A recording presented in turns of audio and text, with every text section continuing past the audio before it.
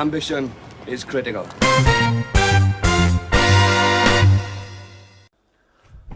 Okay, so here we are, episode 104 of the Ambition is Critical podcast. I'm sitting in my kitchen on my own at the original AIC HQ because me and Paddy are genuinely social distancing, not like all these other nonsense out there carrying on like life is normal. I'm going to ring Paddy and we're going to hope for the best. Here we go.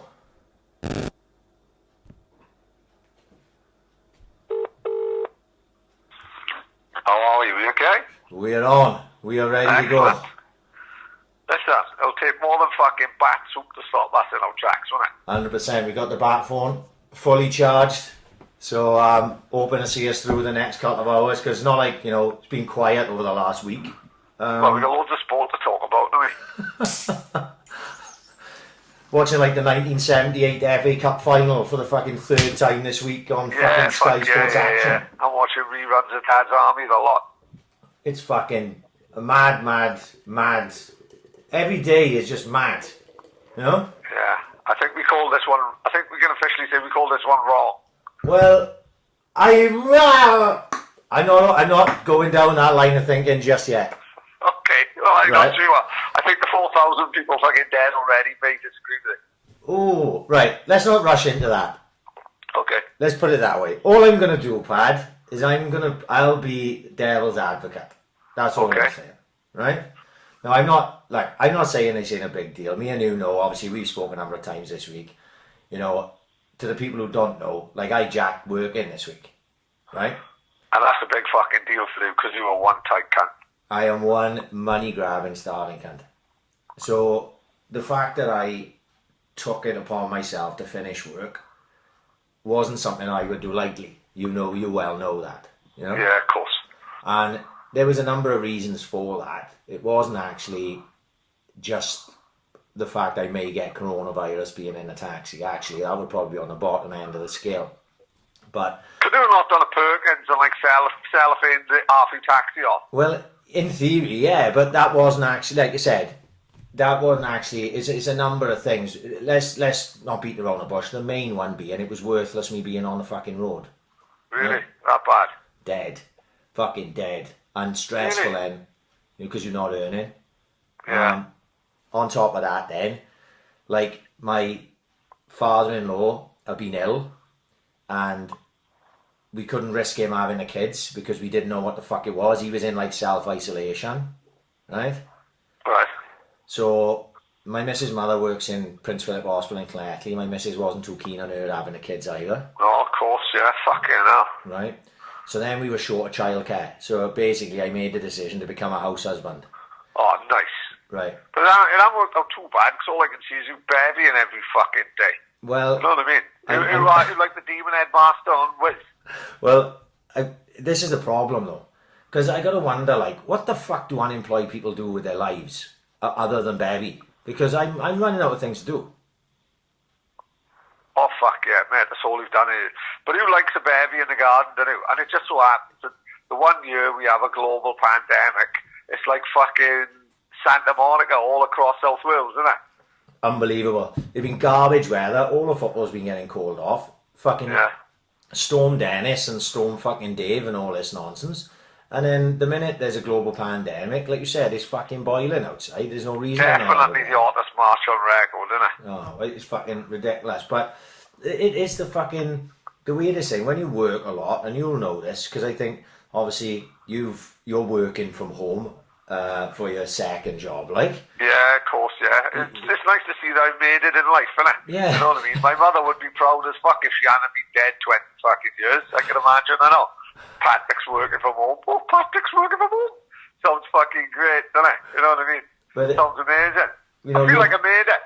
It just took half the world to fucking die for me to realise it. Well, you're probably finding it yourself. Like, the first afternoon I was home, I was like, oh, fuck, I wouldn't normally be in the house now. This is a bit of a novelty, innit? I'm kicking round out the back with the kids and fucking all sorts, like.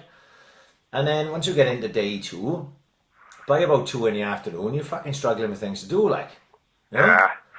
Don't help. I'm the hardly father either. My daughter's my friend. You know what I mean? So like me being fucking strict and telling her about fucking lessons and all that, she just tells me to fuck off and maybe order Disney Plus.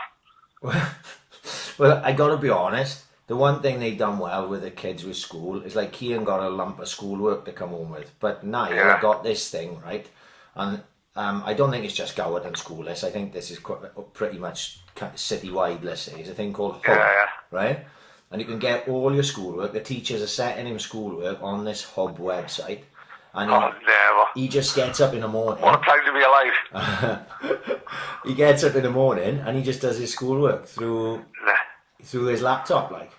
Really? Unbelievable, mate. Yeah, it's a fucking brave new world we live in, like. They're just not giving you the chance to be a thick cunt, are they? No, well, this was my biggest concern, like, as a parent. My kids have been, like, pretty good in school, and I thought, fuck me, if they don't go back till September now, you're going to get out the habit, if nothing, and you're going to be like, fucking, what school was that? I can't even remember it, you know? Listen, times are mad. Let's just crack on and let them play the Xbox and shit. Well, you know what I mean? The thing is... Tilly's rubbish in school, but lumping fucking she do makeup. She made me look like fucking Donna there last week. I was fucking landed. I'd have fucked myself if I got up. Let me just crack open the San Miguel. I'm trying to play it as if it was you. I'm in the same room.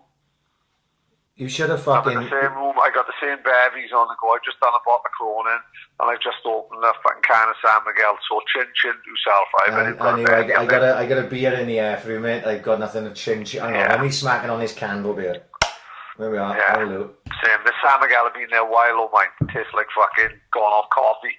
You know what? I'll tip it over my head and I'll pretend I'm in a Morris. It probably tastes like the type of San Miguel I should be actually drinking right this moment. Yeah, sad times, man. Sad times. Yeah.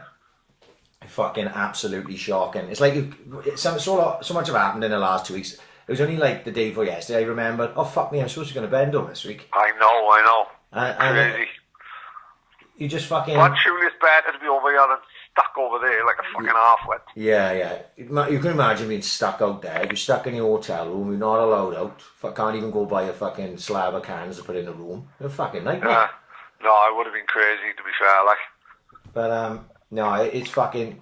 Like you say, you see the way everything is going. Like I said, with work, with me, another thing which, like, pushed me to make the decision, because obviously it don't come easy. I wanted to be the last man out the yellow cabs. I didn't want to fucking I didn't want to jack it, and I take my job quite seriously, like.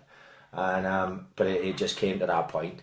I was sitting there, right, Tuesday, sitting on a gorse outside the shops, and there was 3 boys that I know. They were parked across the road from me, further up, and they're all boys 50 plus, right, touching 60, and I'm thinking to myself, fuck me, why are you still out there now?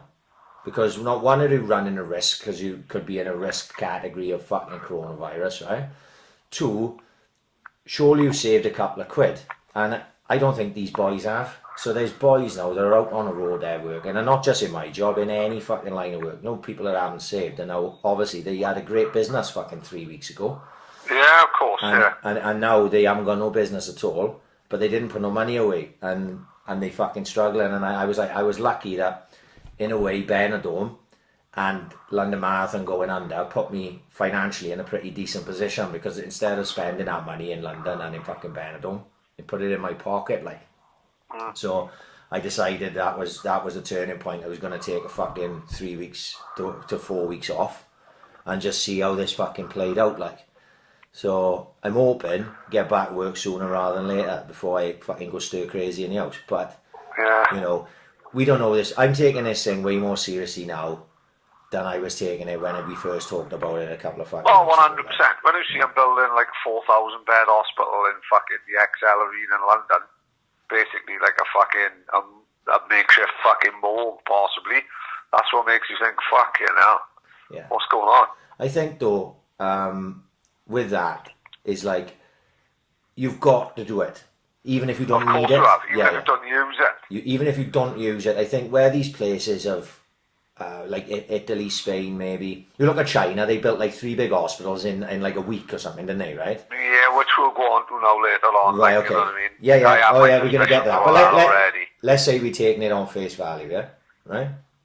Let's say we're taking it on face value, and and that helped turn the tide of the the issues they were having there with Corona, then it worked, didn't it? Right? If you take it on face value, yeah. So there's no reason why we wouldn't do it, to at least give us a chance of stemming or slowing the flow or helping people, if you can do it, like, you know, because you look at these Italian wards and they fucking up to their neck with people in the hallways and everything, you know. Yeah, of course, yeah. And I just think if you've got the ability to do it, you should do it, even if you don't use those places then. Yeah. You know? You know, but obviously you're hoping it doesn't come to that, you know. Obviously going on the models that they show in of where we are compared to Italy in 2 weeks or whatever, you're sort of going on, you're thinking, oh, in 14 days time we're going to be where Italy is now, like, you know. That's the worry, innit? Right, but surely no two places are the same, like. Well, Spain and Italy was the same, and they was fucking next to each other. But what I'm saying is there's exceptions to that rule. Like South Korea is like right next to China, and they haven't got anywhere near the fucking figures of China, like, you know what I mean? One of the things with South Korea, though, I was saying that being a good guy, being interviewed all week, a guy called Michael Ryan, his name sticks with me because of the Young Dufford massacre, Oh, right? yeah. He's the main man in the World Health Organization. Fascinating guy, like, and he was saying, like, you've got to be aggressive fighting it. He said you've got to test every fucker, which is what South Korea done. They just done test after test after test, so you can see who've got the disease and you can isolate them accordingly, like. Right. But he said you can't take. He said you've got to take risks, like. He said you can't just wait for the fucking pandemic to come on you. You've got to take risks to see countries that have done things right, countries that have done things wrong, and follow them. He said, and Britain seems to be fucking just following Italy. Like, don't forget, the beginning of this fucking, they've known about this for 4 months. Yeah. The UK government have known for 4 months, and Boris Johnson was walking around saying, and I actually feel sorry for Boris Johnson. I fucking can't stand him, but the last fucking week or so, I actually feel sorry for him. He's aged in a fucking week, isn't he? Yeah. And he's gone from fucking saying, oh, it's just like an equivalent of a flu, you know, wash your hands, singing happy birthday and shit, to now thinking, you can see the fucking colour draining from his fucking head, you know what I mean? And we do worry, like, times like this, he wants people in, we want proper leaders, like, and I don't think he is a proper leader. Don't get me wrong, I don't think Corbyn is a proper leader either, mate. You know what I mean? This fucking one is as bad as the other. But, I don't know, who knows? I think we'll only know where he called this spot on in about a month's time, won't we? You know what I mean? We could go one of either ways, like. I personally think you've got to go further than that. And I don't I don't just mean in terms of the actual death toll of the virus itself either. I mean economy wise, fucking everything, like, you know. Yeah. Because this is a lot far further ranging now than just people dying of coronavirus, like, you know. Mate, there's WhatsApp groups up and down the country all saying, oh, I can't wait for the summer. We've all been in a beer garden listening to fucking Basement Jacks. I'm thinking, I'm not so sure about that. Because what do you think 3 weeks' time this just goes? Yeah. You know, so say we fucking beat it and we halt the curve. People still going to be contracting this fucking disease 5 months down the line, isn't it? Yeah, well, unless they can get a fucking a vaccine within 5 months, which I reckon, best case scenario, a vaccine would take 18 months to produce, and that is best case scenario. That would be like the quickest a vaccine has ever been produced in the history of time. Like. Right. Well, like, by my understanding of, correct me if I'm wrong, but by my understanding of what they were trying to do originally was to not rush people into lockdown, so that they would protect the vulnerable and the elderly. Yeah. Right? And people like myself, who would be considered fit and healthy, would be allowed to just basically just catch the virus, get ill, get better. Yeah. But stay away then from infecting the elderly and the vulnerable, the more likely to die of the disease. And then there'd be like this herd immunity at a certain stage, and then when the NHS hospitals got full, they would lock the country down. Yeah? Yeah. So does that sound about right? That's exactly how that guy with a bucket of water seemed to protect it, you know what I mean? So, what happened then? Because that's not what happened, is it? No. Listen, the only thing in lockdown in Portland is Donna's fanny, and that's genuine. Who knows I loves licking pussy, right? I ain't going to be putting out the bushfire till at least Christmas. Donna's fanny's on lockdown massively. She deep cleansed it. Honestly, it smells like a potpourri down there. Usually it's fucking smells like al-basha kebabos. It smells like something in a bowl. And I ain't going nowhere near it till at least Boxing Day. I've been warned. She reckons it has one bath a week. She reckons it's not enough. So unless I start dipping my cock in Dettol, I'm done for the year. Oh, see how it's affecting not just the world economy, it's affecting... No, it's affecting daily life, mate. Well, daily life.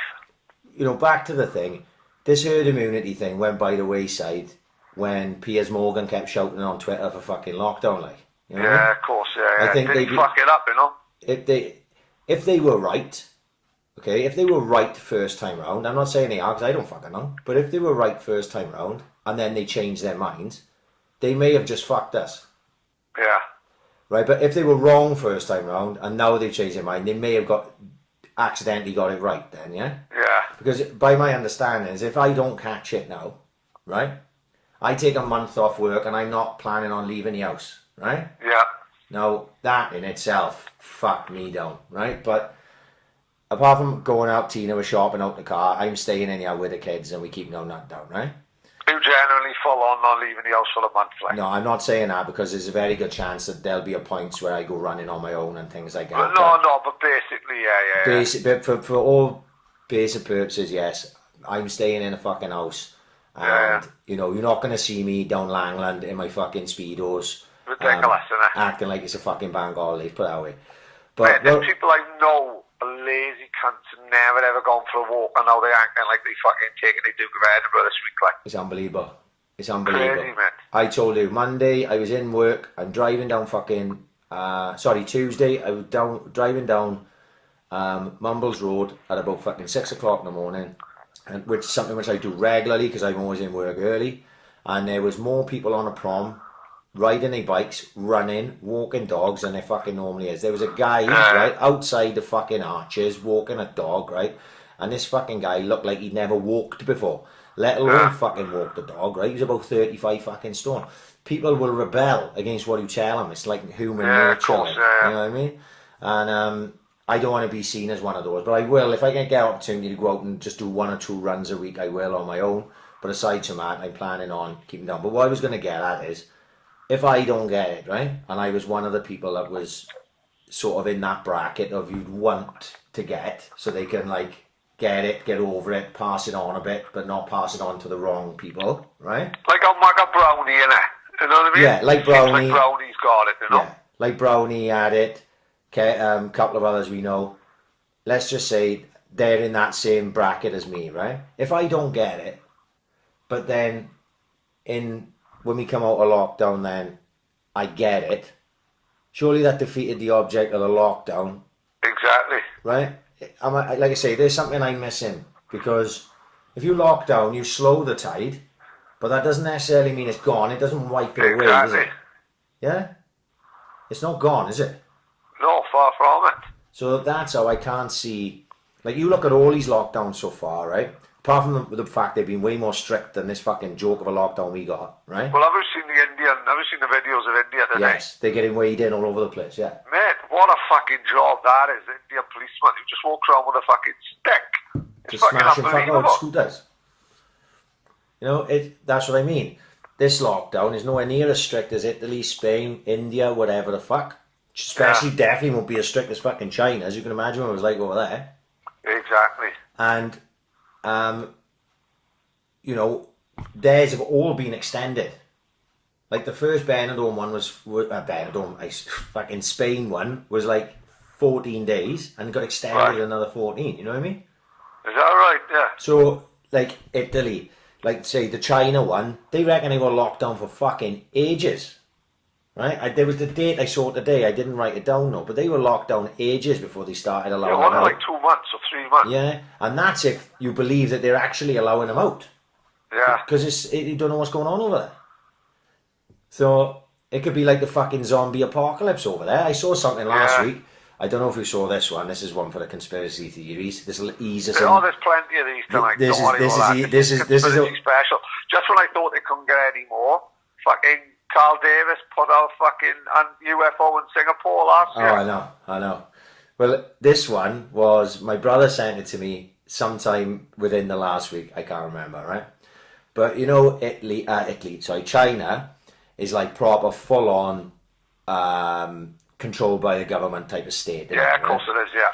They got more cameras there than anywhere else in the world. They're tracking people on facial recognition, running it through fucking AI. They got the social credit system and all this. You can't do... So what's the social credit system? The social credit system, this is going to be this is a half-assed job of the social credit system. But basically, it's something to do with,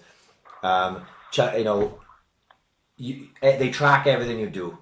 So right. let's say Chinese person sends a text message which is deemed has content that would go against the Chinese state. See? Yeah.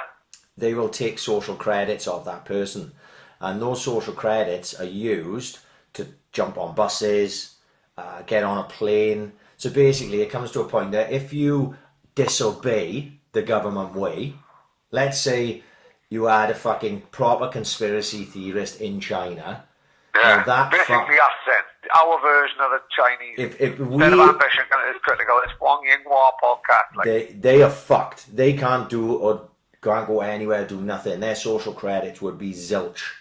No way. What a backward fucking country. So yeah, so like you say, we live in the mirage of a free society anyway, but they don't even live in that mirage. They just live in they live in this communist state where they're told what they can do, what they can fucking think, and how they can live.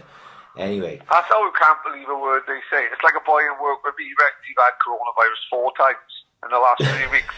Honestly, he's like Chuck from the Goonies. Okay, Michael Jackson did come to my house, but his sister did. He's had it 4 times, honestly. He phoned up this morning with a sore throat. He reckons he's had it for the 4th time.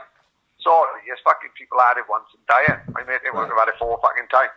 Unbelievable, mate. What my brother sent me, right? I saw this somewhere else as well. That in China, apparently, because they track everything. So they can track your social credit number, let's say, like our national insurance numbers, will be connected to your mobile phone and will be connected to everything, right? So they have like their own mobile phone companies over there, let's say, you know, they're not on Vodafone, you know what I mean, but whatever their version is. Innit? Yeah. And it can be tracked. And apparently they reckon within a short period of time, 15 million phones just went out of service, right? While all this was going on, like. Yes. So what the fuck? Jesus Christ! So what this? Right, you've got to bear in mind that I don't know if this is true or not, but this is the conspiracy theory anyway. Yeah. Right? So if 15 million phones go out of fucking service, it means one or two things have happened.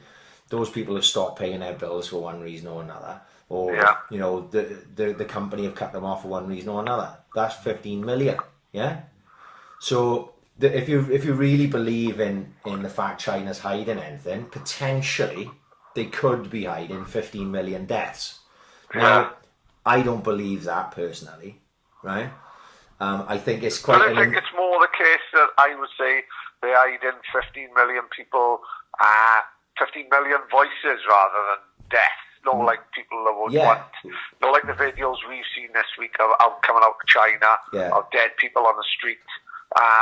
Fucking people walking around spreading, sneezing into hanky, spreading on park benches. You know, so if you've got 15 million of those wiped out, that's 15 million voices that you've just silenced, and they can't get the fucking truth out there, innit? Yeah. So, like you say, it's just a conspiracy theory. It's all up in the air. It's not one of the ones I would get on and behind. You know, it's hard to know because that, like you say, that state in itself of China is so secretive, like, you know what I mean? It's so fucking secretive, and if they did start this and that, they're not going to want the truth getting out, are they? You know? So they're going to do whatever they can to play it down, you know? So do you believe, like the videos today saying finally they broke the back of it and fucking hell? Well, I don't know because obviously, like say you'll have seen stuff that you know, the grand plan of why China would would purposely release it, let's say, right? So let's say no dickhead fucking ate a bat, right? No, of course not. Right. That's fucking urban myth for the start, isn't it? Right. But they can tell you exactly where it's come from, can they? Right, well, that's what they could tell us, but that doesn't necessarily mean it's the truth, or is it? Because you've got to question everything. Because what baffled me is, like, I seen one video of a guy drew the map of China. Right. China's fucking huge, isn't it? Oh, it's monstrous. And they reckon they can pinpoint exactly where this disease come from. And they're saying it came from, like, one of the wet markets in Wuhan. Yeah. And these wet markets are fucking filthy, and you know, they fucking... Oh, so yeah. they got chickens, and and above the chickens they got ferrets just running round fucking fertile. So these wet markets are just fucking pure filth, isn't they? Now what they're saying is this wet market, so you've got, picture the map of China, it's massive. Say the map of China is a circle, and then in the bottom right hand of the circle is a place called Wuhan, where they got the national facility for infectious diseases, which is based in Wuhan. Now, what's the chances of this wet market, where this disease stems from, being a mile and a half away from the infectious disease centre for the whole of China? Yeah. That is quite a big coincidence. Not conspiracy, a coincidence, isn't it? Yeah. But there's more, right? Do you want to know the more of that? Oh, let me fuck, hang on. I'm naked. I got a stiffy, come on. Right. Because there's more and more. There's more and more. Because we're starting down the rabbit hole now, right? Right, So, let's go. Let's fucking go. We're going to have to down keep a bigger up. rabbit hole and big wicked watership down. Right, we're going to have to keep up. I'll just drop this one in quickly. This is actually a big thing, but I'm just going to drop this in quickly, right? Go on.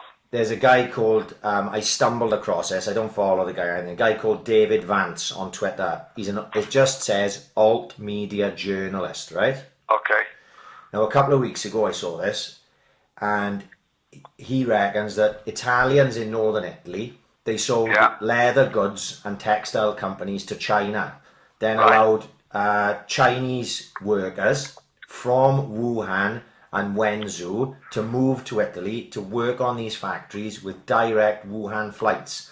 The result is northern Italy is Europe's hotspot for virus. So where these factories were in northern Italy, directly employing Wuhan residents, are the hotspot places in northern Italy for the coronavirus. Of course it is. Right? Imported from China.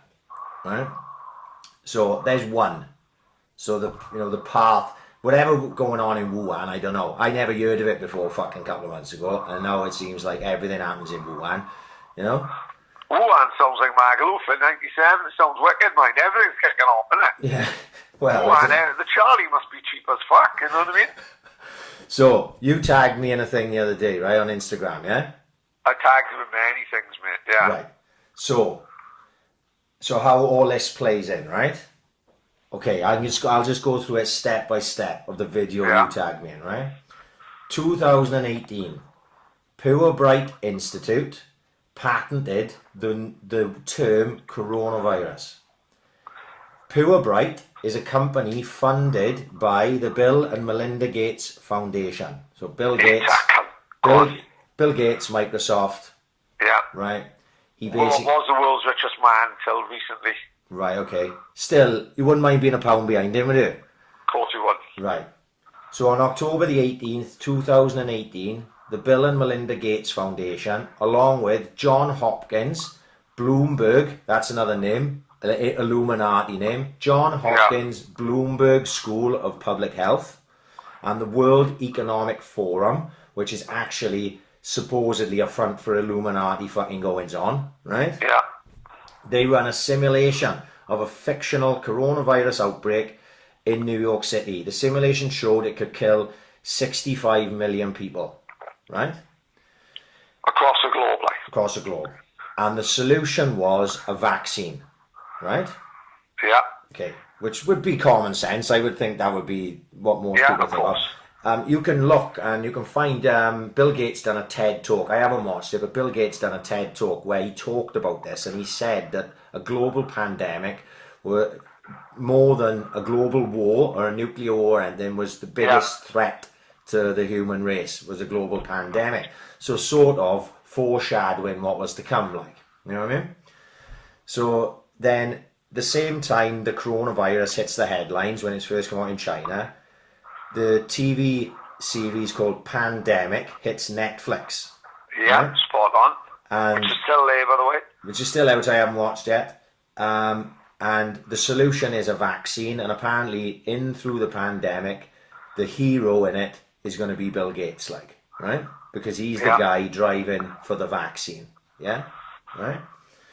So then the Bill and Melinda Gates Foundation, they start Innoviro Pharmaceutical, it's a company, and it's to find the vaccine for the virus. Now this is all playing into the fact that Bill Gates might have something to do with, at least if he's on a good side of it, he's trying to find a vaccine. If he's on the bad side, he may be saying, well, fuck me, this is how we go about doing this pandemic, setting it up. Right, so at the same time then, obviously Bill Gates would be big on pushing out 5G technology. Of course you have, yeah. Right? So 26,000 scientists worldwide have warned about the health risks of 5G.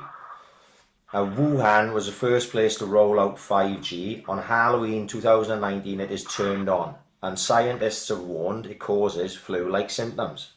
Oh, good Lord. Right.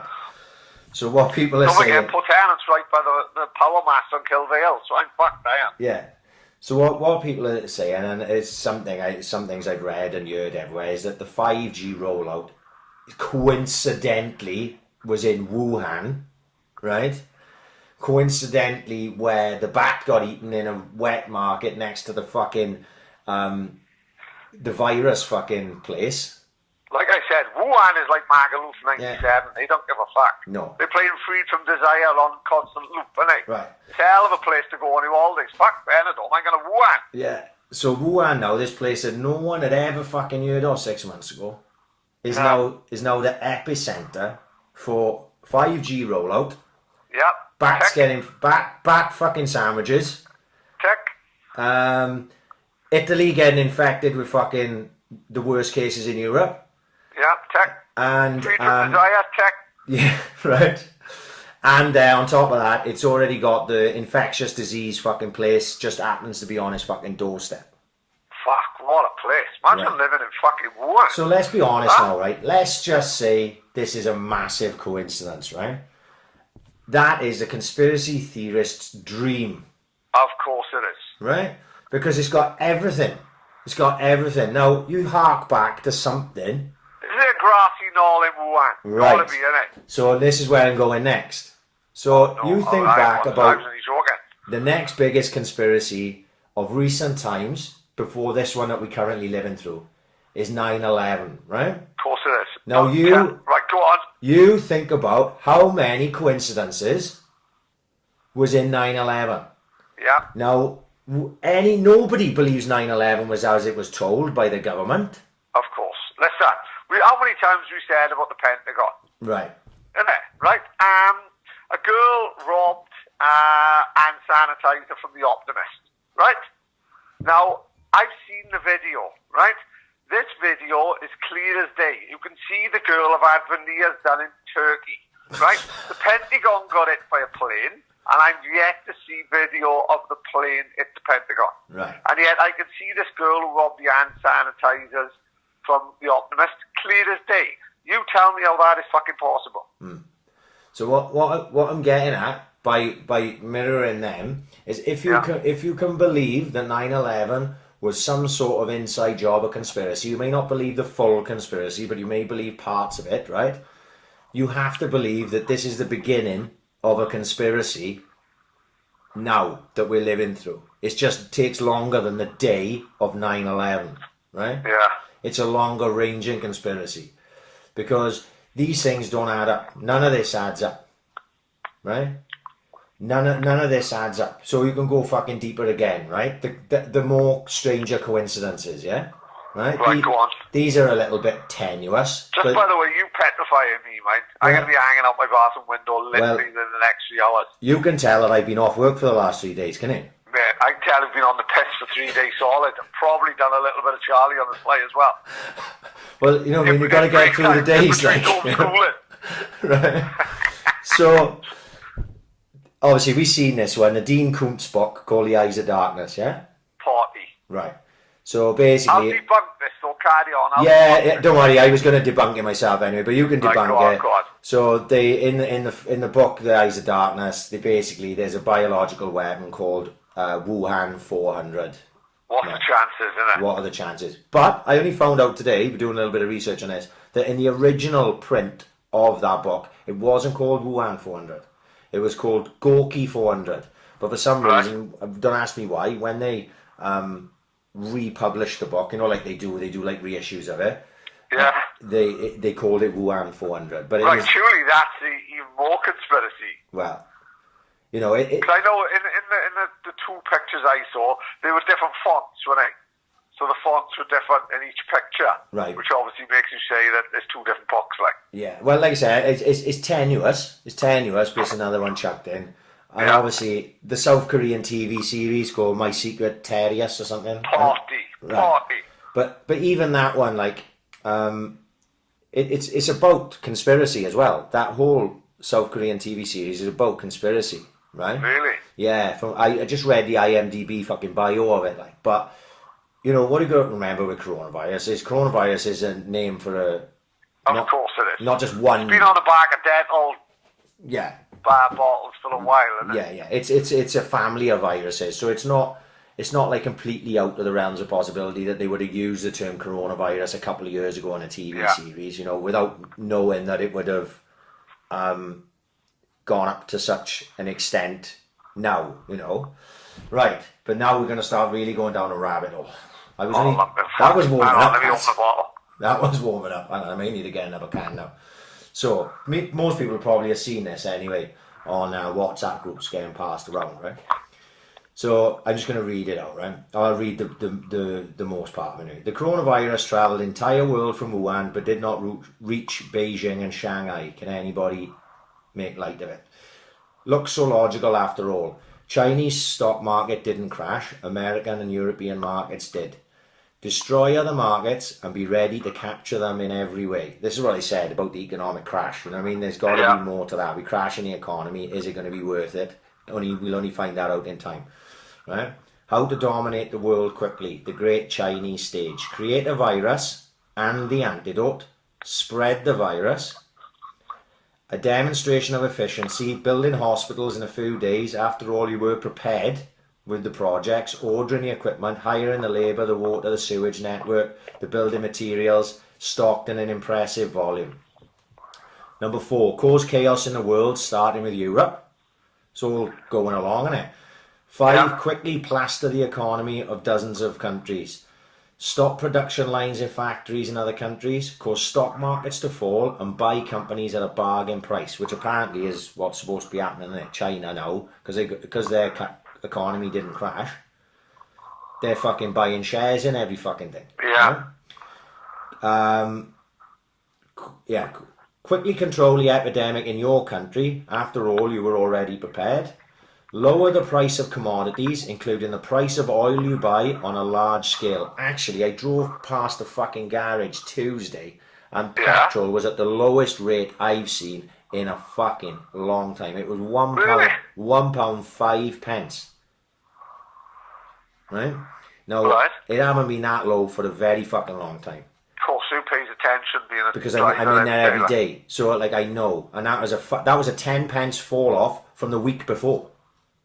Fucking hell. So that's not even been reported, is it? That lets you, because it's fucking everything else, everything is like above all that now. Fact, like. If you drop 10 pence, 6 months ago, if you dropped 10 pence off the price of fucking petrol, that would have been front page news, right? Yeah.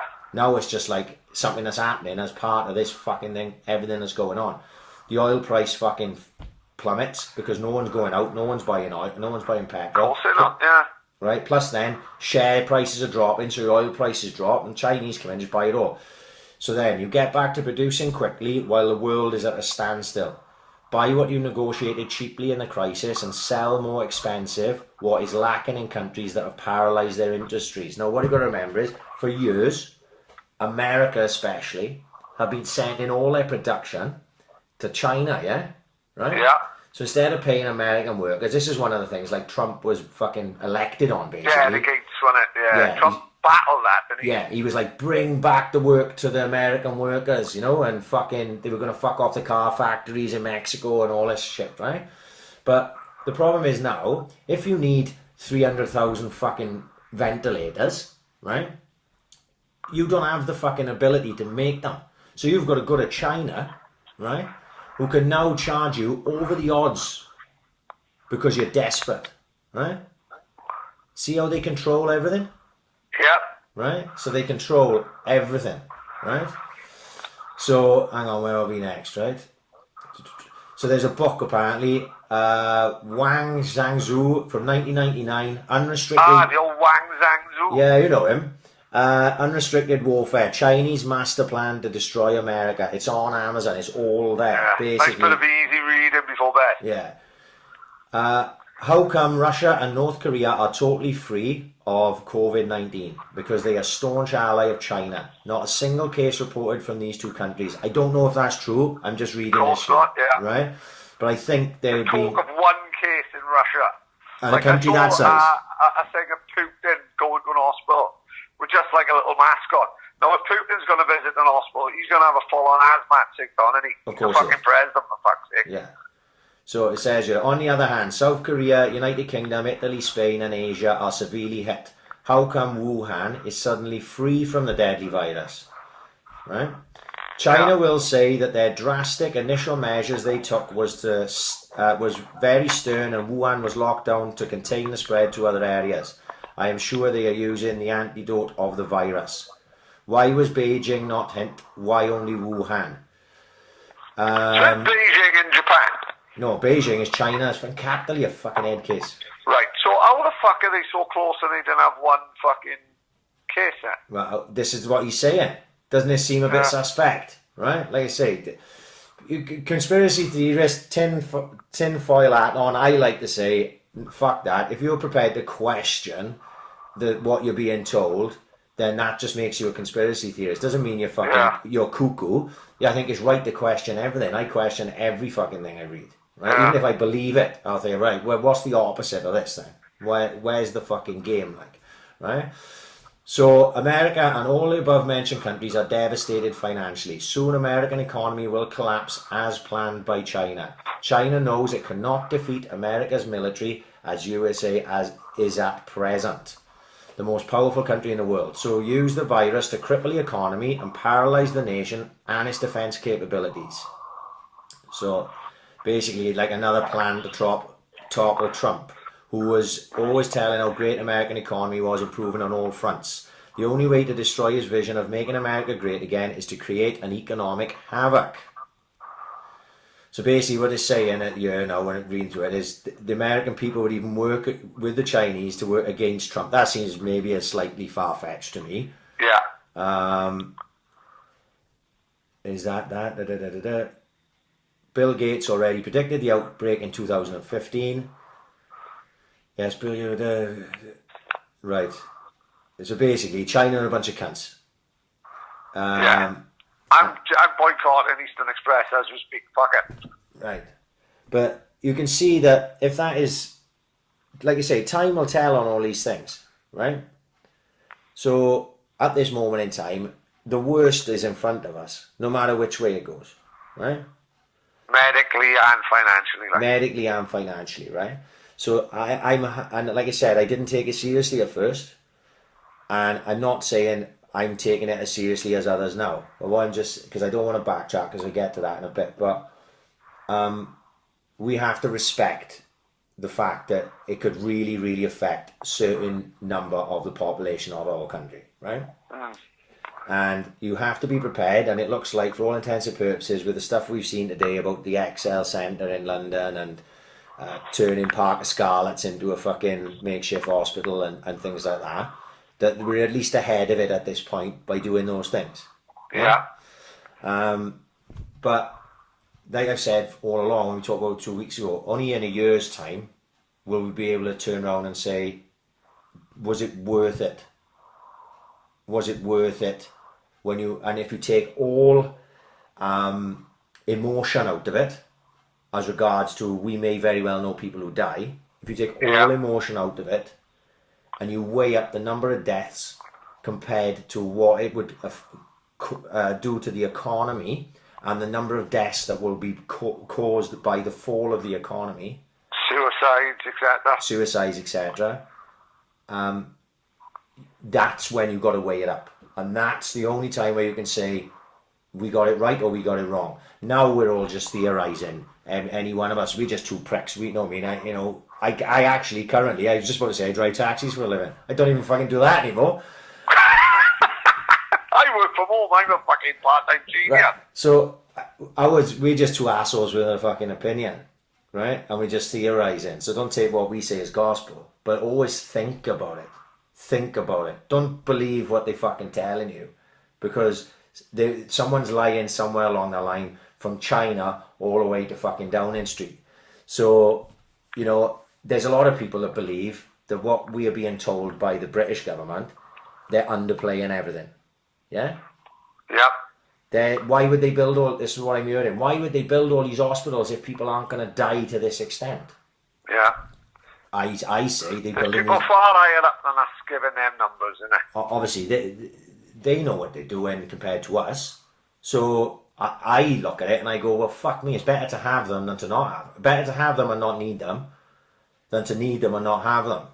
Yeah. So I think if that's the case, I look at it that way. But I can see when people would look at it and go, fuck me, there's something they're not telling us. Because they're telling us... Did you see there was a meeting of senators in January? Right. American senators.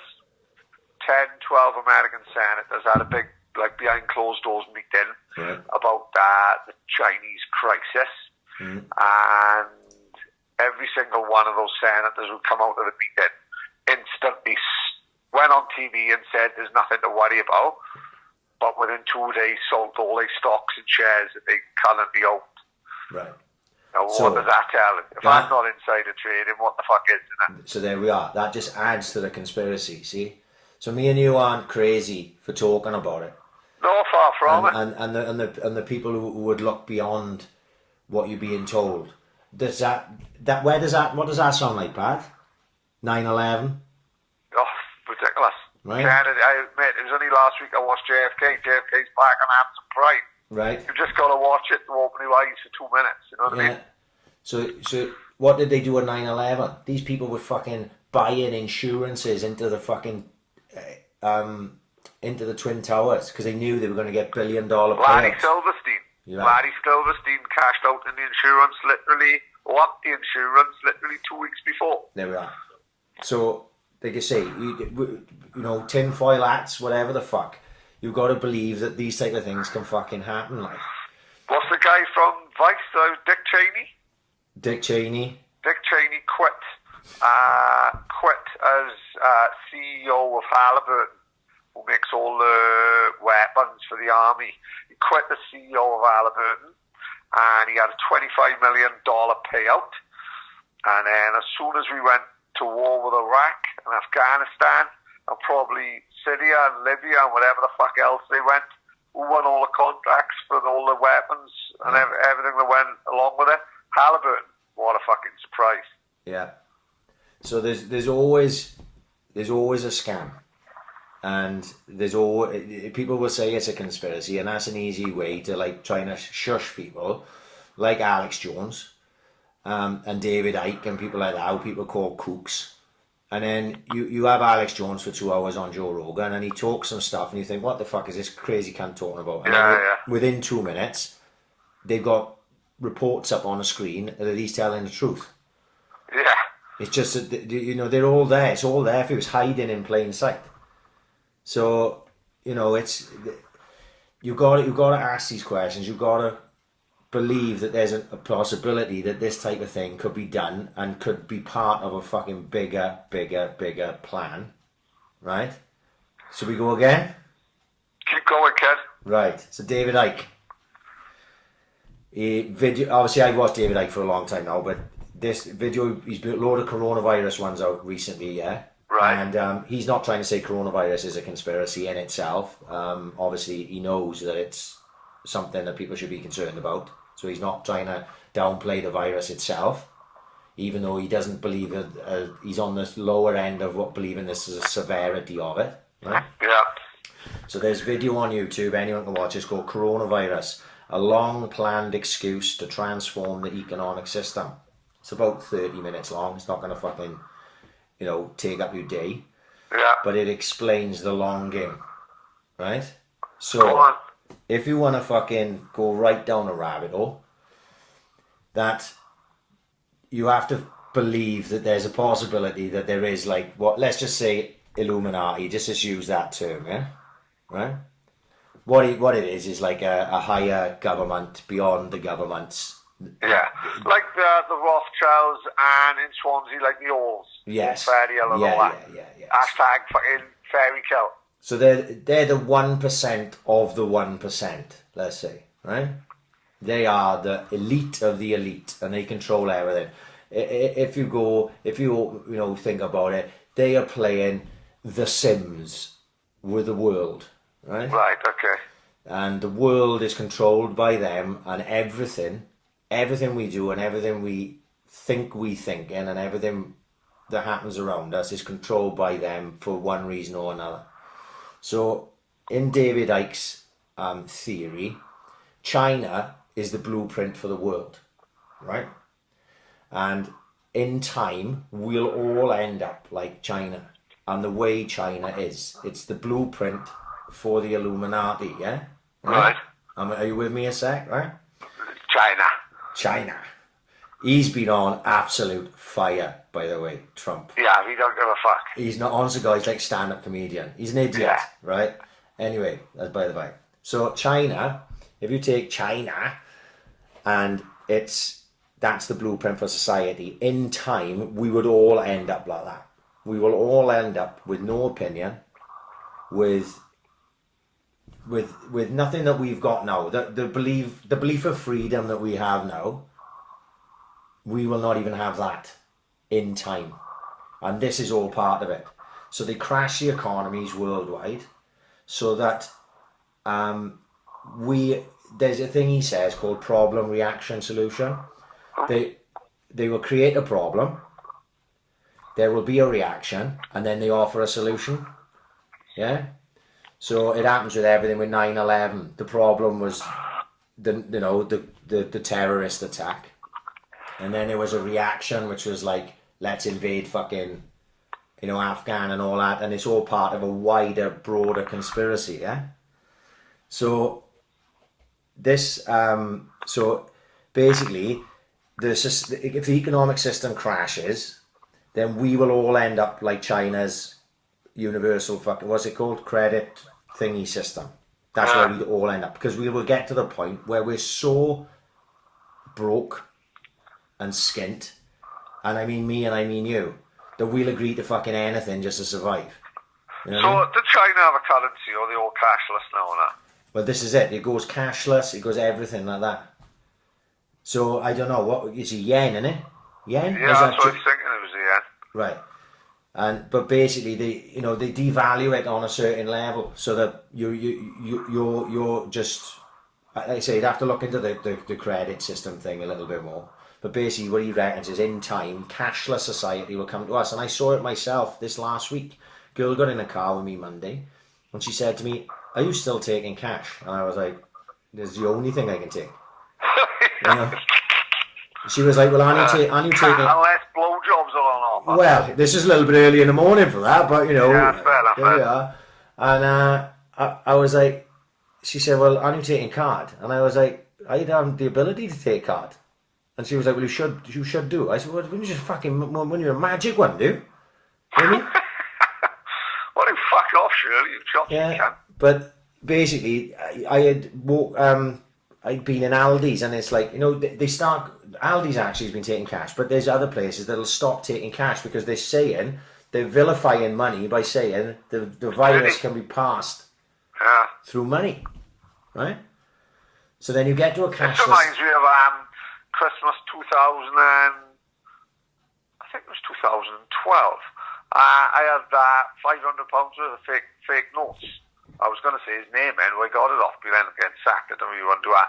And I smashed USC, is it? No, it's closed up. It's gone now. But USC didn't know what it is. No, they had like a student boy, and he was only about 14. So we just come from school Saturday, boy. Oh my God, lumping fuck. I was stressing out with 4 pair of jeans and 6 polos for fucking 500 quid on the fuck. It cost me 2,500 as well. It's fucking great. Best Christmas we've ever had. Like, yeah, they get banged up abroad, that's the other problem. But that's what they're trying to stop. So that if you think about a cashless society, it means you can get tracked for everything you purchase. Yeah? Absolutely everything. Absolutely everything. If you have a pint in a pub, they know what time you had it and what you ordered. And if you have if you buy clothes, you buy food, they can track everything. So they can track. So then if you think about it now, right, in the UK, cameras everywhere. These nonsense, I seen Crow and Chile today. Fucking coppers are supposed to be patrolling the fucking streets to make sure these cunts aren't down the beach with their speedos on. But they're standing on the side of fucking roads, holding speed cameras out. Right, you think, fuck me, hang on, the world's going into fucking shutdown and you're still trying to con fucking people out of money. Right? It's all about surveillance, right? And it's all about control in the grand scheme of things. So they take away all your cash, right? So there's you're tracked with everything you fucking purchase. You're watched everywhere you go. You're listened to every phone call you make. They are listening to this right now. I got a fucking Huawei phone that you were on, right? So China's fucking full of it over there. They fuming. You know, fucking Zhang Zhuang I spoke about earlier. He's kicked his cat now. He's calling me a cunt. You know what I mean? Fuck that, man. I ain't going out. Well, it'll only matter when we go to Wuhan on Walshy Stag next year, innit? Well, I'm trying to fucking get over that. I should be off my nut in fucking Lineker's or something now. I know. And it's basically, if you watch that video, David Icke doesn't it? You'd think, see, when you think of David Icke, you think of this like lizard fucking talk and all that. Yeah, of course. But he's actually quite an intelligent guy, like. Unbelievable. And there's so much more to it. And the way he would describe it, and obviously do a lot better job than me, is you start going to yourself, well, fuck me, that starts to make a lot of sense. You know? It's not as black and white as fucking Zhao Ming fucking ate a bat sandwich in fucking Wuhan's fucking wet market, and then fucking Dorothy, who lives down fucking Pant Street, have got fucking coronavirus fucking 6 weeks later. Do not think of how mad it is, how it goes from there to there. So, like you said, like one fucking... Well, we'll take Brownie for example. I think it's pretty much read that he got it. He said on Facebook that he's had it. So, this fucking wet market in Wuhan now, 3 months ago, obviously how they say it happened is like a virus that goes from animal to animal have jumped to a human. Now how the fuck does that go from there to fucking Brownie's living room? There we go. Does that not baffle it? Well, it fucking baffles the fuck out of me, yes, of course it does. And it was like things like the Spanish flu and the Great Plague of London and all that. Have you ever seen the film Planet of the Apes, the newer one? Yes. So have you seen the end of it, obviously? I've seen them all, yeah.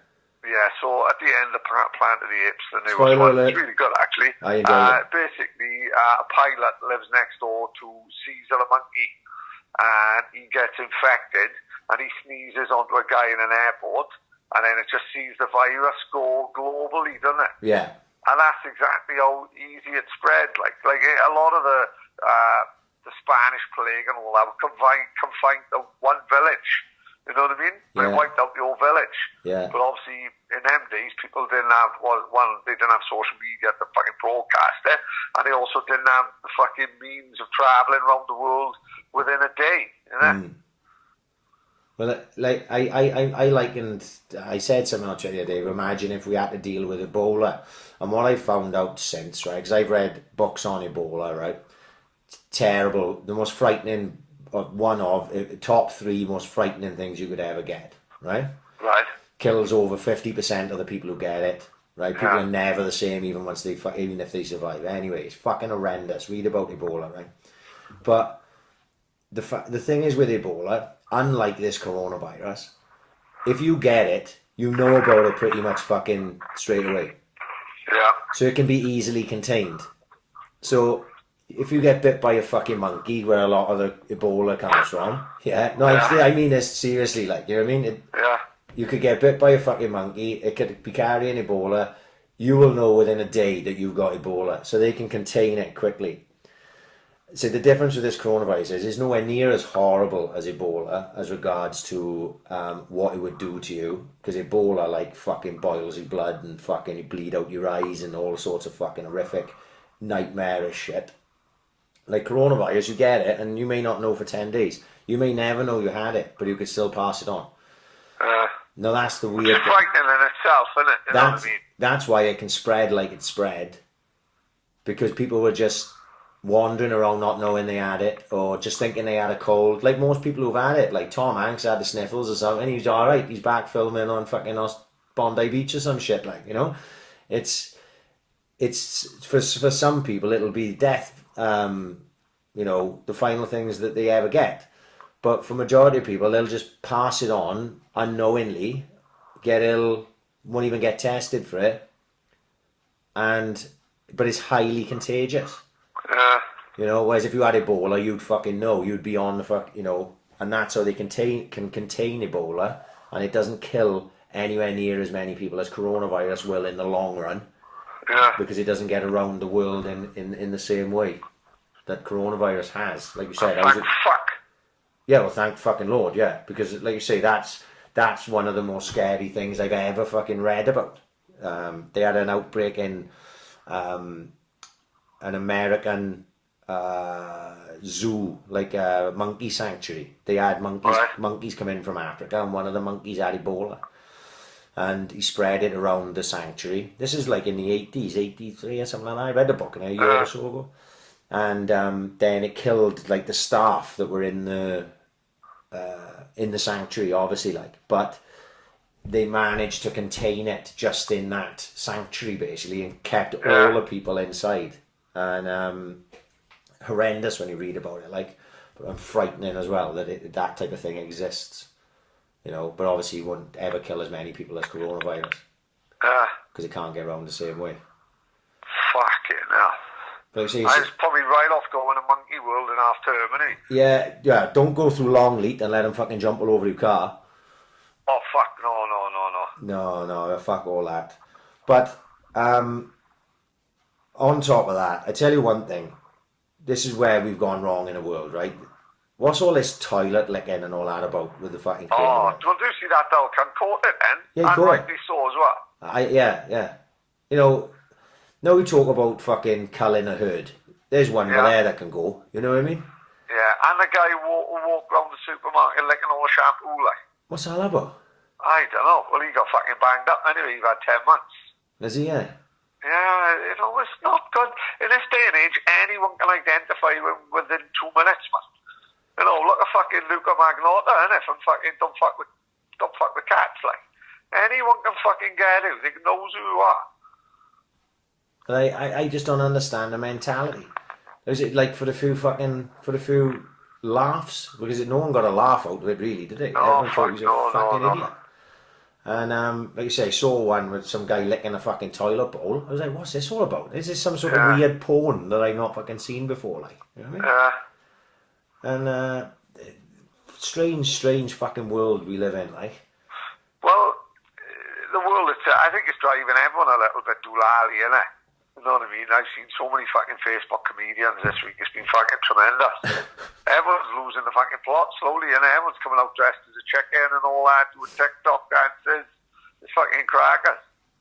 Well, I'm only 3 days in, and I'm heading that fucking way. So it's like you say, it's weird. It's a weird situation that people are having trouble dealing with, like, you know. I think the first thing most people should do is not sit in front of the news. Agree. Right. I turned on at the tears yesterday. I showed her 2 videos from China and had the news on all day. And lumping fuck, she was crying by 8 o'clock. Honest to fuck.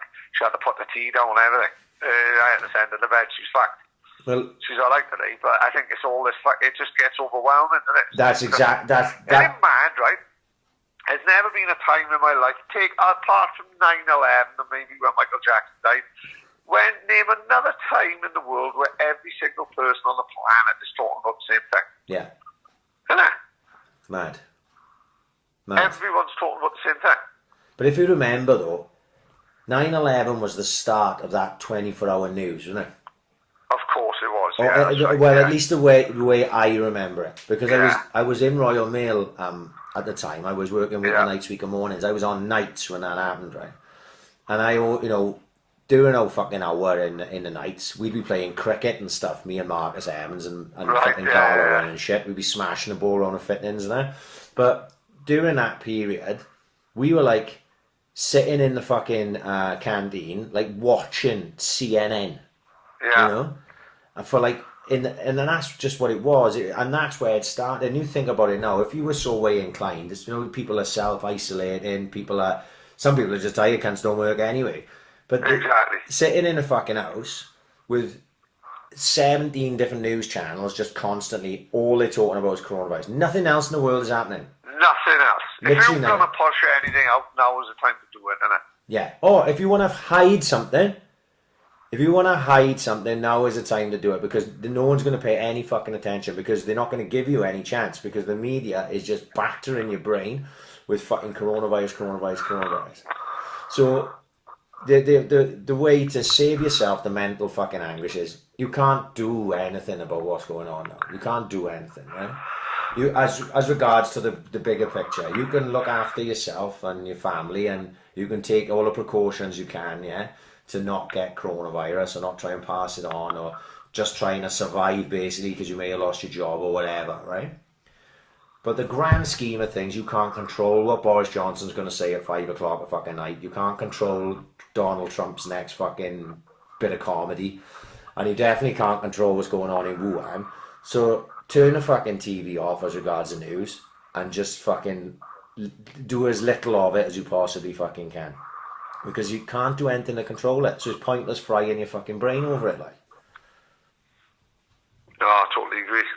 I tell you what it is, isn't it mad how all the good things that they do, like, don't you think outside Port Ellen 10 minutes ago, everyone was out in the street clapping for outside my house, it was mental.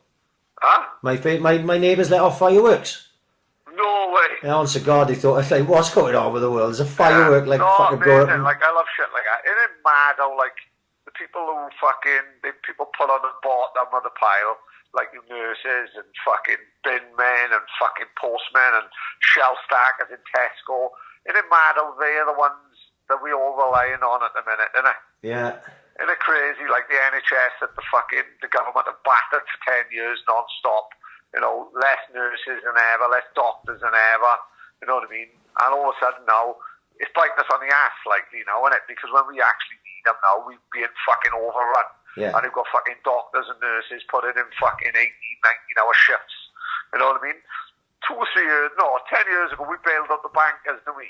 Cunts. The government, we did. We, the people, bailed out all the banks, like. And so where are they now helping us? When we fucking need them, you know what I mean? They don't need private fucking yachts. I got it written down.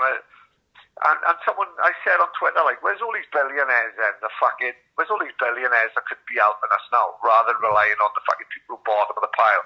And someone said on Twitter, well, maybe they are doing things, just they don't want to put it in the public. Let me tell you now, any of these billionaires are doing anything, you would know about it. The only thing I've seen is John Bon Jovi working in a soup kitchen in New Jersey. I saw that, yeah. Right? Tim Martin. I'm not sure if Tim Martin, the head of Wetherspoons, is he a billionaire? I would have no idea. He's fucking dead. I don't know, but he's certainly worth a lot of money, and he is a multi-millionaire. And he sacked all the workforce. And he was on Twitter saying, if you want to go and get a job at Tesco, get a job at Tesco. And if you want to come back to us then at the end of all this, if you've worked for us before, we'll give him first refusal. Sacked all his workforce, right? Told him to go get jobs for Tesco. He's worth hundreds of millions of pounds. He's a fucking scumbag. Mike Ashley, did you see what Mike Ashley did yesterday? Unbelievable. So not only did he fucking send memos and emails down to all his bosses telling them to mark up the prices on all outdoor activity stuff like weights, fitness benches, running machines. So not only did he mark up all those products, he also decided that his staff were key workers, and he kept Sports Direct open. It didn't last fucking long. It lasted a matter of hours. And I hope fucking #boycott Wetherspoons and #boycott fucking Sports Direct. I hope we all remembers the people like these and the people up the shop up Mayo who were selling fucking hand sanitizers for the tenner when it was 50 pence 2 weeks ago. I hope we remember the shops like that. You know what I mean? Who's the other one? Richard Branson. I don't know if he is the CEO of Virgin Holidays or Virgin He sold a lot of his whatever. shares, apparently. Huh? He sold a lot of his... Yeah, so okay, let's not blame it. Virgin, more or less, on day one, this broke in this country, innit? It was day one, wasn't it? They said to their staff, you've got to work 8 weeks for free, basically, to save the company. Think of how long ago they did that. It's about a week and a half, 2 weeks ago, mate. Yeah. They were like the first company. Within one day of all their, like, they could see their business going south, right? Within one day, they asked the staff to take 8 weeks non-pay. They did it. They were the first company to do it. They did it without even thinking of a backup plan or anything like that. Now, what a fucking thing to ask your staff right at the very beginning of it. Not even waiting to see how it pans out. Straight away they're saying to them 8 weeks without pay. Unbelievable, isn't it? Talk about putting new staff over the barrel. Dyson is another one. The government have just employed the man who makes Dyson to make all ventilators, like all stuff for the NHS, isn't it? Right. Right? Do you know where fucking Dyson produces all this stuff? It's all made in China. Oh, you're joking. All made in China. Dyson... Goes back to what I said earlier, isn't it? Goes back to what I said earlier. They call themselves a British company. Again, he's a billionaire. And someone on Newsnight was saying to Dyson, well, how can you call yourself a British company? Oh, yeah, we are a British company. We've got our offices in Kent. Yeah, but every single Dyson product is made in China.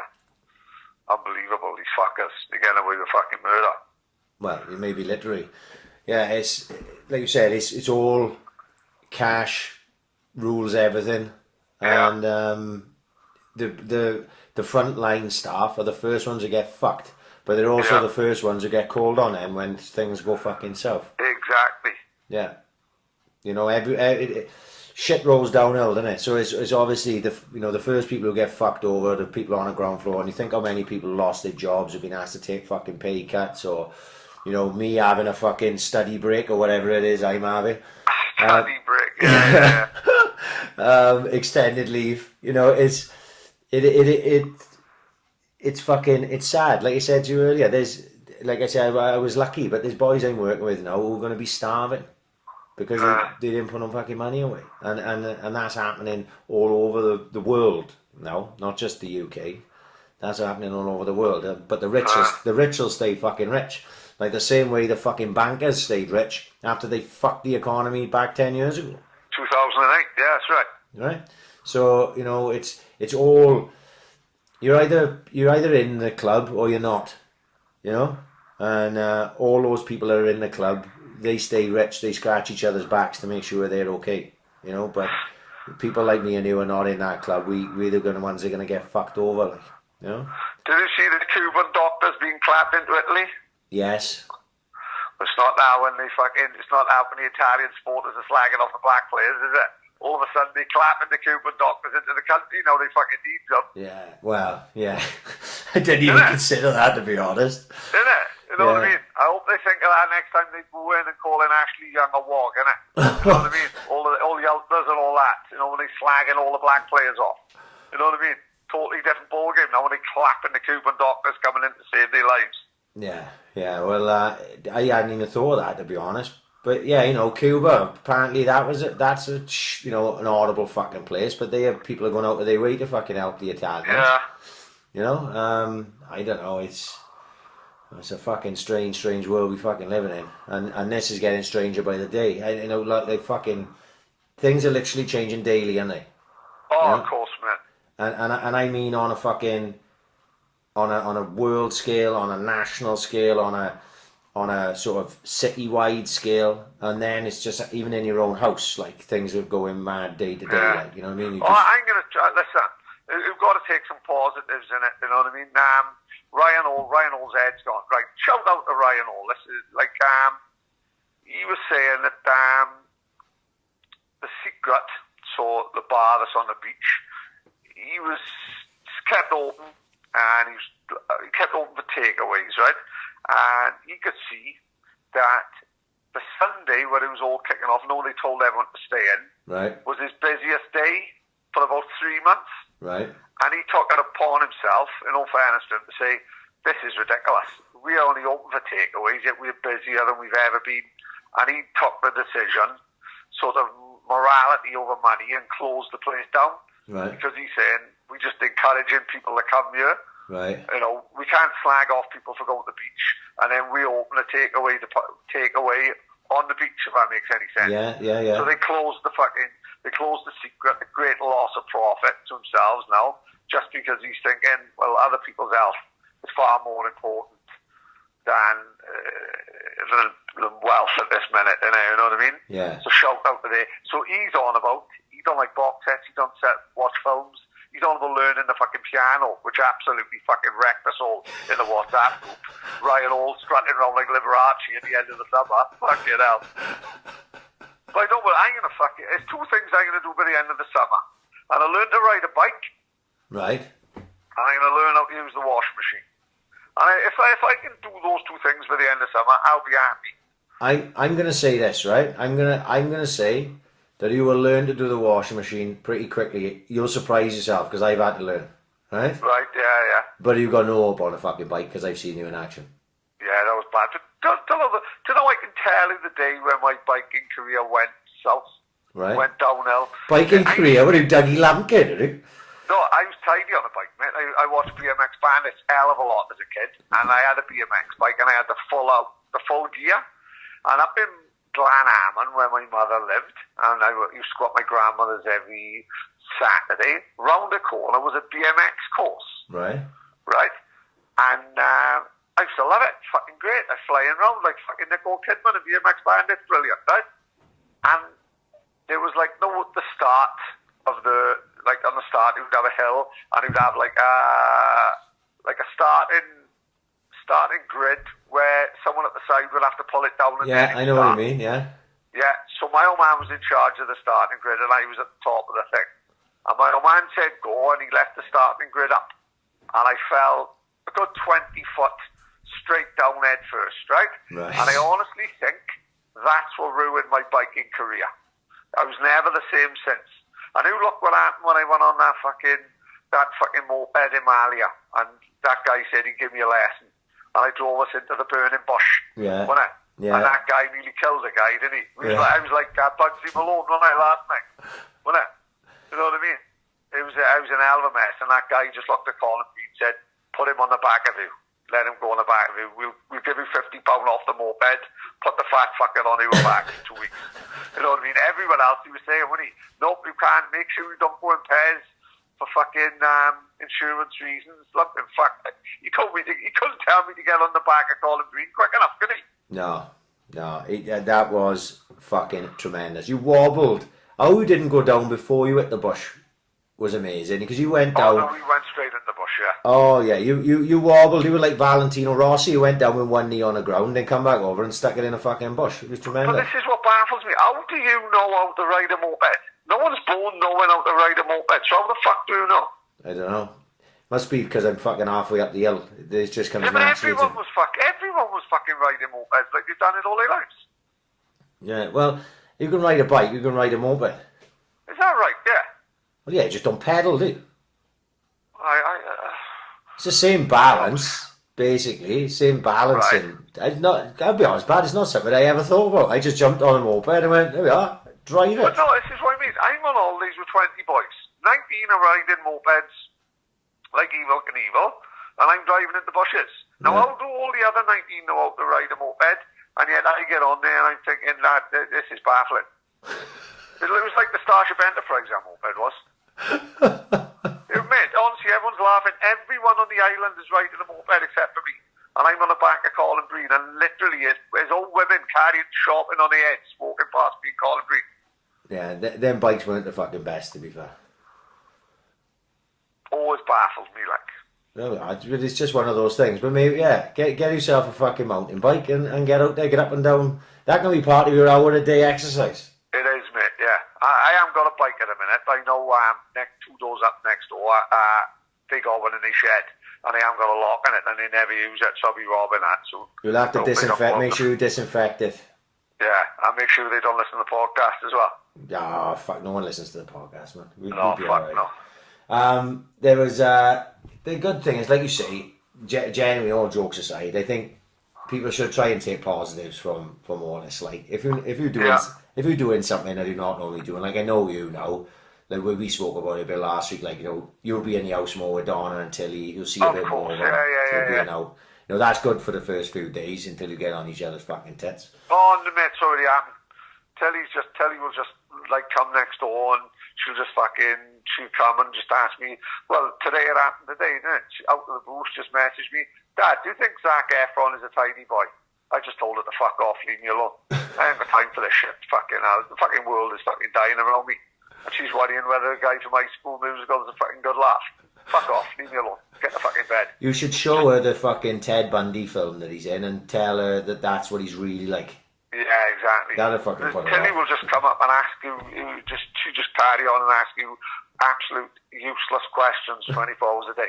I idolise the kid. Honest to God, I absolutely love her with all my heart. Just sometimes I want to hit her over the head with a shovel. You know what I mean? And she can't help it, poor thing. But we just, like you say, at the moment, me and my two are getting on. Like That's right. The grunted Fridmore's 100% to get it on. Oh, I just can't wait till the boys can have a bevy and they can fully fledge themselves in the Pridmore culture. Yeah, well, give it time.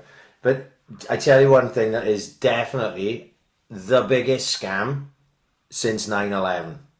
Shall I tell you what that is? TikTok? No. Go on. Housewives claiming that that's a job, right? Right, okay, go on. I don't think I'm going to be offending many of our fucking listening here. And if I do, sorry, you'll just have to live with it. Scam. Absolute scam. I'm looking for things to do.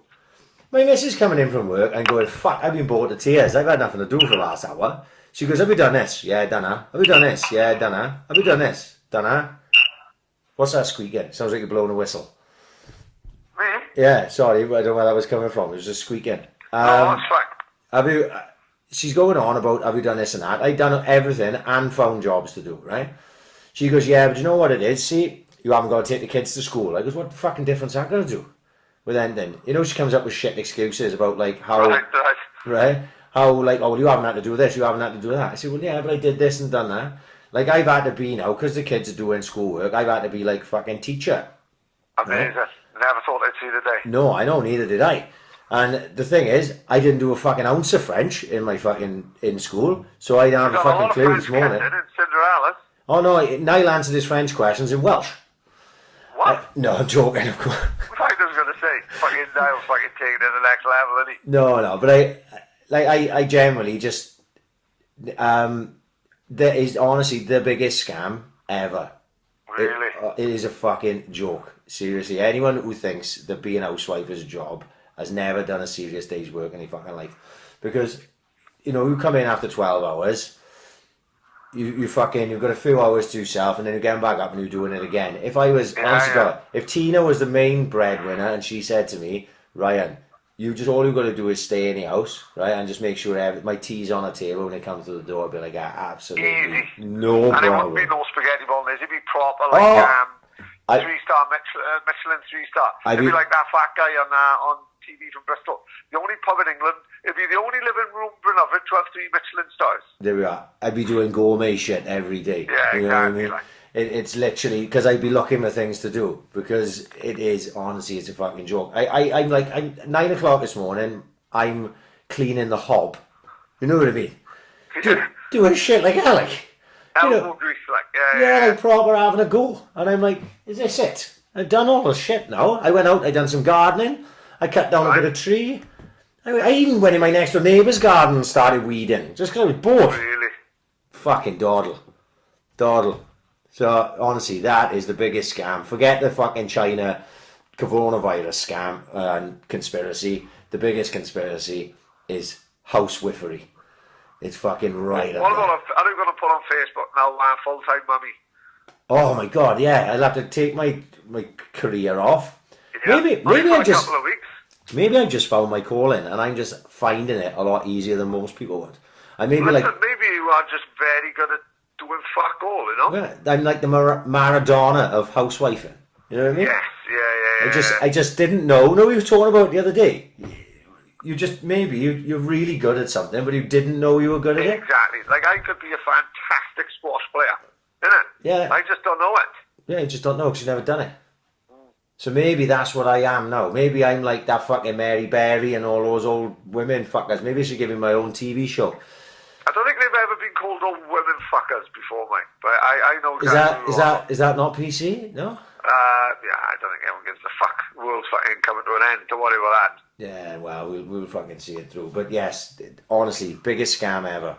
Housewifery. Imagine you haven't had a CV handed in, right? One time, and it said on it, housewife. Whoever was going to be looking at taking that person on as a job should rip that up and throw it straight in the fucking bin. Right, that easy, is it? Oh god, what an absolute joke. I my only regret now I can't go out is I didn't buy a game for the Xbox or something just to fucking pass the time, like. You know? I see what you mean, yeah. Yeah. I'm still a gamer, no, not at all. I play with Kian. He's got Gears of War 5, so we've been playing Gears of War 5. He had it for Christmas, so we've been playing that off and on. But they back on Fortnite. Fortnite took a fucking hammering. I don't know what happened. Fortnite went completely off the radar for a couple of months. Right. There was for the world, or? Well, just in this world in which I am currently living, Fortnite was not happening. So I asked him, I said, why no Fortnite? Oh, now we're getting bored of it. But Fortnite, over the last week or so, has come back with a vengeance. Big Fortnite fans again. Yeah, so I don't know what that is. I can't get my head around that game. It's fucking garbage. But Gears of War that I'm playing through with Kian is fucking quality. So we play that. So yeah, I do like a game every now and again. And if I get opportunity now during this month or so of fucking self-exile, then I will get on the Xbox and have a little fucking crack on my own. Just for maybe now is the time to take a football manager. No, because then I haven't got long enough. Because a month is not enough. That is literally. Mate, did you ever play Championship Manager? Never. Oh my god, you talking about? I am talking about like my Welsh teacher, right? I had Welsh double lesson on a Friday afternoon, right? And we never used to go. This was in my fourth year, my fifth year, my sixth year, my GCSEs, right? And me and Ashley Jenkins would never go to our last two lessons. We were both in, he was in a different class to me. I was in one Welsh class, he was in another. And we never used to go. We'd literally go straight to his father's flat and we just play fucking Championship Manager literally from the Friday afternoon till I went home on a Sunday night and then went back to school on a Monday, right? And I walked into my class a week before my GCSEs and my teacher said to me, "Who are you?" Fuck off. And I went, I swear what did I say? Gary Mexon. I swear to God. I said, "I'm Ryan Pridmore." She goes, "I've no idea who you are." And I said, "Yeah, I should be on your register, Ryan Pridmore." And she looked on the register and she'd crossed my name off, right? No way. You swear you should have got like, I'm the manager of West Brom. Yeah. So she said, "I crossed you off. You fucking haven't been to my class in like over a year." And I was like, Championship Manager teach, you know what I mean? And then that was that. And I had a D in my Welsh. No way. Yeah, and I also got Wickham Wanderers promoted to League 2 as well. Yeah. Oh yeah, it was fucking. We was winning the Champions League with Barnsley and things like that. It was fucking tremendous. Yeah. But I spent loads and loads of time on it. But I wouldn't get involved in something like that now, because it's literally, there's no talking to the kids, there's no talking to Tina. Definitely my housewife work would be completely out the window. You know what I mean? Yeah.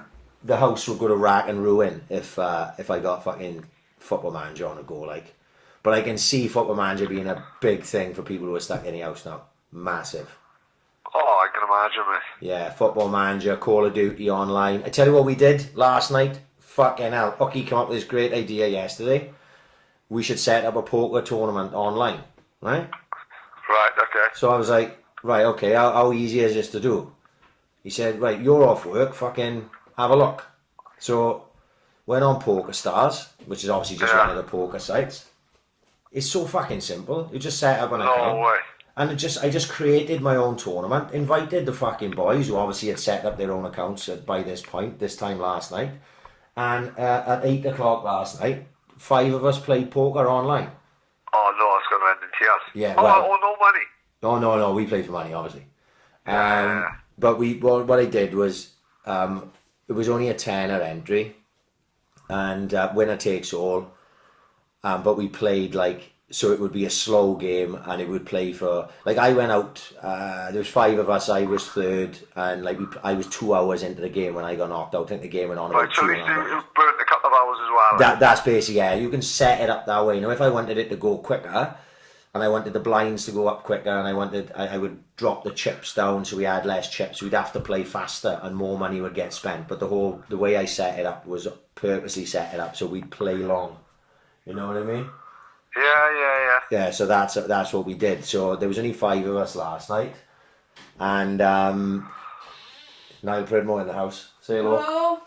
All right, go on, beat it. You're not a celebrity. Get out here. Yeah. Yeah, so we played for extended period. There's going to be more of us, maybe 8, 9. Oh, maybe if anyone's interested, fucking jump in my DMs on Twitter or whatever. I think that could 100% get bigger. Oh yeah, I'll set up a tournament and we'll organise it for fucking one night, and I'll set up a tournament and we'll have an Ambition is Critical poker tournament. Genius, mate. There we are. Modern technology. Honestly, God, mate, it's a doddle to do. Now I've done it once, it's a doddle to do. So if anyone's up for it, we've got a Poker Stars account. You don't even have to have one. Just go and get a Poker Stars account. You can't play it on your mobile. The problem is you can't play it on your iPad though, or on your mobile phone or anything. You can use Poker Stars. I've got an app you can use like that. But you can't set up the home games as they call them on that. You have to play them on a PC or on a laptop. But if anyone's up for doing anything like that, just give me a shout and I'll chuck you in and we'll set up a bigger tournament then. That's going to go huge, is like. Well, Have you seen all the positives? Let's look at positives because we have fucking gone mad. Chris Ware, Meany, people like that. Brilliant. All the fitness stuff that's on Facebook. Brilliant. I was gonna say I would have done. I had in my mind I'm gonna do the Gorilla Fitness workouts, right? Yeah. I went on the Facebook page, Gorilla Fitness Facebook page. Get on there. And I was looking at the workouts, saw Gemma Pegler doing one, I saw Chris doing one, I thought, fuck right, I'm going to do one of these. But my kids are doing this Joe Wicks workout, you know, the body coach. Again, yeah, amazing. Right? Mate, I done it with them this last 2 mornings, yeah? Right? Yeah. I can't fucking walk. Really? I'm walking like a shit myself. No way. Yeah, and it's one for the kids, like? It's one for the kids. I'm like, fuck, I'm completely out of practice, mind, I will say. Because obviously I just been doing running. I haven't been doing squats and lunges and all that type of shit. Yeah. It is for the kids, the Joe Wicks workout. They love it, so I'm just doing it with them because obviously I'm here. But I had all intentions to do the Joe Wicks one and do a Gorilla Fitness one today, and I've been fucking walking around like a shit myself all day. No. Yeah, but once I get my legs back under me now, I will be 100% be doing Mainie's ones or Chris's ones or wherever as well. I just think it's class. You know, I just think it's brilliant, and I think Chris and Meany come together, like, because I think people can see, you know, like, big thing. And listen, if you've just lost your job, the last thing you're going to do, and for Dino as well, right? Dino CF24, Meany with Mainway Fitness, and Chris Ware with Funky Pump and Gorilla Fitness and all that, and all other independent gyms, anyone else who is like, if there's any way you can keep you £20 a month going, please try and do it. If you've lost your job and you and your partner fucking struggling and you're going to fucking food bank, cancel it by all means, right?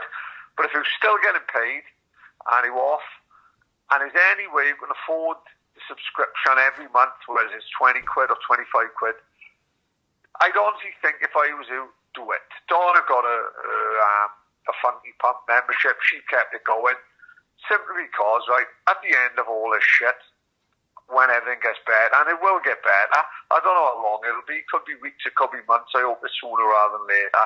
Let's just hope, right, that these things are still going for us to go and enjoy. And if that means you keeping a 20 quid membership going, just for a couple of months when you're not using it, use the own workouts. I know Chris has got workouts for the family. He's got every single funky pump instructor taking a class now and again. They are genuinely trying to get people to keep their fitness up. I know Maney had something that he needed 1,000 followers on YouTube to do a live video. I think he's on 500. Go and follow Mainway Fitness on YouTube. Get him up to 1,000. He can do live videos then with the kettlebells and fucking workouts. Just help support them. Because, like, at the end of all this shit, we want cool stuff to do and good stuff to still be in Swansea. So let's just fucking keep them going. If there's any way you can, keep your memberships going, keep your subscriptions, and let's just help each other out. Like, you know what I mean? I'd love to see everyone support, and I'm sure we will. Everyone will appreciate local businesses more now, won't they? It's the little things that, fucking hell, mate, I can't wait to shake my father's hand again. Do you know what I mean? Every time I leave my old man, I always gives him an handshake or an hand tap. I can't do that at the minute. You know, how many times do you see your mate, and every time you see your mate, he gives him an hug in the pub? You're not doing that at the minute. It's the little things that we're going to remember this by, like, and hopefully we'll all, when it's all over, I know if we could support local businesses more than ever, local shop, don't think you've got to go to Tesco for everything. Go up to your little shop. I spend hours talking on this about rum, don't I? My little local shopkeeper. He's driving around in his van and sitting and delivering bread to old age pensioners. Stuff like that is fucking great, I think. You know what I mean? And on another note, like, it's different to the fitness, but big shout out to fucking Greg Pickin. Big shout out to CM Williams. Nicky Grove, Peter Downing, all the boys, no doing the fucking house mixes. No little things like how who chucks them on to waste half hour. And they good fucking fun. Yeah. And I know what I mean? I don't know if you'd have noticed, but like Defected did like an all day last Friday and they're doing it again tomorrow. 12 in the morning to like dinner night. Oh, Jesus Christ. Mate, I better get some Jack and Jills in. Absolutely amazing, mate. Honestly, till he was in bed, I had half a pill that's been around the back of the settee for fucking 3 years. I give it a quick wash and done it on the head, mate. By 3 o'clock, I'm dancing like fuck the stardust. He was lucky he won a Viagra. Huh? He was lucky he won a Viagra. There's a couple of them flying around as well, but they're the cheap ones from the Village Hotel. You spend £4 expecting a pack, and it comes out with one tablet. And I've done it, and I had a fucking TT in my trousers 3 days later. They plays havoc with my diabetes. Honest to fuck. No. But shout out to all the boys who are doing stuff and keeping it going. Like, it's fucking brilliant. You've got my utmost respect. Like. Yeah, and that's why I thought it was important to just fucking for us to just do this, because for one, for my sanity, and I'm only fucking 3 days in for fucking being isolated. It just, you know, it kills a bit of time for us. But it'll kill a bit of time for a couple of other people as well. Like, of course, man. Don't forget, we've got no sport to talk about, right? Yeah. So, all the stuff we're talking about, I like to think every other fucker's thinking about it, same as us, because we're all in the same predicament, do we? Yeah. Well, maybe people don't think about the conspiracy theorist stuff as much as me and you might, especially not me. Yeah, possibly, we live it a bit too much, like. You give people another slant, you know what I mean? You're just giving them another outlet to think, maybe, like, you know, but... Yeah, no, all jokes aside, I think it's important to carry on, to try and carry on doing the way you do it. How this is going to come out, me and you don't know now, do we? No, do we? Fuck. Because obviously you're on the end of my fucking works phone, and I'm sat at my kitchen table talking to my works phone, you know what I mean? While having a can of Guinness, like, it's fucking strange. But it was just to see if we could do it, you know what I mean? And if we can continue to do it, and people want us to continue to do it, we'll do it. But even if people don't want us to continue to do it, we may just fucking do it anyway, because that's why we started it. That's why we started it in the first place. We didn't start it for anybody else, and we're not getting any fucking financial rewards to force us to do it. You know what I mean? We're doing it because we love to do it, and we just like a bit of a fucking normal talk shit to each other. So Like, yeah, we'll fucking carry on doing it for as long as we fucking can. And, you know, think how much now in the last, when did we first talk? So it was Jay Harris last week and Josh O'Connor the week before when we first talked about coronavirus, right? Yeah. So you think in that 2 weeks, how much have Unbelievable, mind. How much have changed, you know? I can't even remember talking about it with Josh O'Connor. Definitely with Jay. But how quick is everything going, you know? Yeah. I feel sorry for like people we know really well whose businesses were absolutely fucking flying 10 days ago, and now they got zero income coming in. It is fucking scary, party, and no one's seen it coming. No. It's like I, you know, you always look at it from a personal thing. I'm looking at it and I go, I'm okay at the moment, but you see me in 3 months now, I may not be okay. Like, you know what I mean? I may be proper panicking. You know the goodness of people's hearts. Yeah. I got offered fucking like 2 jobs last week. Really? Just like, Ryan, if this goes south for you, these guys here need a driver, or this guy needs a driver. Things like that, right? I spoke to someone on the phone and was like, and I actually not looking, because obviously I want to go back and work for Yellow. So due to the fact that I don't have to work quite at the minute, you know, I'm not going to go and do anything else. But in a month that may have changed, like, you know. Yeah. But I spoke to a woman on the phone and she was like, I never ever met this woman, nothing. And I told her my situation and I was like, look, I want to stay working where I am, and obviously I want to see what happens with this, like, the package they were bringing for self-employed. Bear in mind, I've been self-employed for like coming up on 17 years. So, fucking hell. Right, so I'm like, this self-employed thing that they put out today, 80% of your wage or averaged over the last 3 years and that. That works out great for me, you know what I mean? Yeah. Takes a lot of pressure off me as well. I know what that'll end up, I won't end up getting any money from that till down the line, like, but that doesn't matter. But, you know, slag Boris all he want, but they trying anyway to help people out. For some people like myself, it'll work out. For some people, that actually won't work out because it's too far away. Yeah. You know? But like my bosses now, you know, Wayne Harris, my boss with Yellow Cabs, and Zoe, his daughter, who I deal with a lot, like, they couldn't have been fucking nicer about me finishing work. You know, really speaking, me coming off the road is less money in their pocket. And it's not just me coming off the road. Boys are just coming off the road because there's no work out there. Yeah. And where I'm losing money, you add the money that they are losing is 100-fold. Yeah. Right? It's tough for everyone. Like, and like you said, that company 3 weeks ago was minted, and now it's a shell because there's nothing to do for anyone. Yeah, of course, yeah. Who would have fucking foreseen that, innit? Who would have thought it? Because, like, you know, 3 weeks ago I was happy. I'm fucking 2 and a bit years away from the end of my mortgage. I'm cruising along lovely, and then I go down, and then the company goes down, and this is just me and what is in my little circle. You know, and there's people worse off than that, like, you know, so it's a frightening fucking time for a lot of fucking people, like, and everyone, like you said, everyone just got to stick together, especially on a local level. I think you should try and help out, you know, don't go to Costa for the coffee, fucking nip in to see Ian Curtis, like, you know what I mean? Spot on, yeah. In storming a teacup, like, you know, and things of that fucking nature, like, you know, I've been trying to do that type of thing for a while, and I hope people will do the same and support your local podcast. Yeah, oh fuck, 100%. No, you say that. One thing we will be taking advantage of all this free time. I've downloaded Ray Donovan. Right, brilliant. Any good? Brilliant. Liev Schreiber's amazing, and John Voight as his old man, absolutely one of the great TV characters. Really? Yeah, it's brilliant.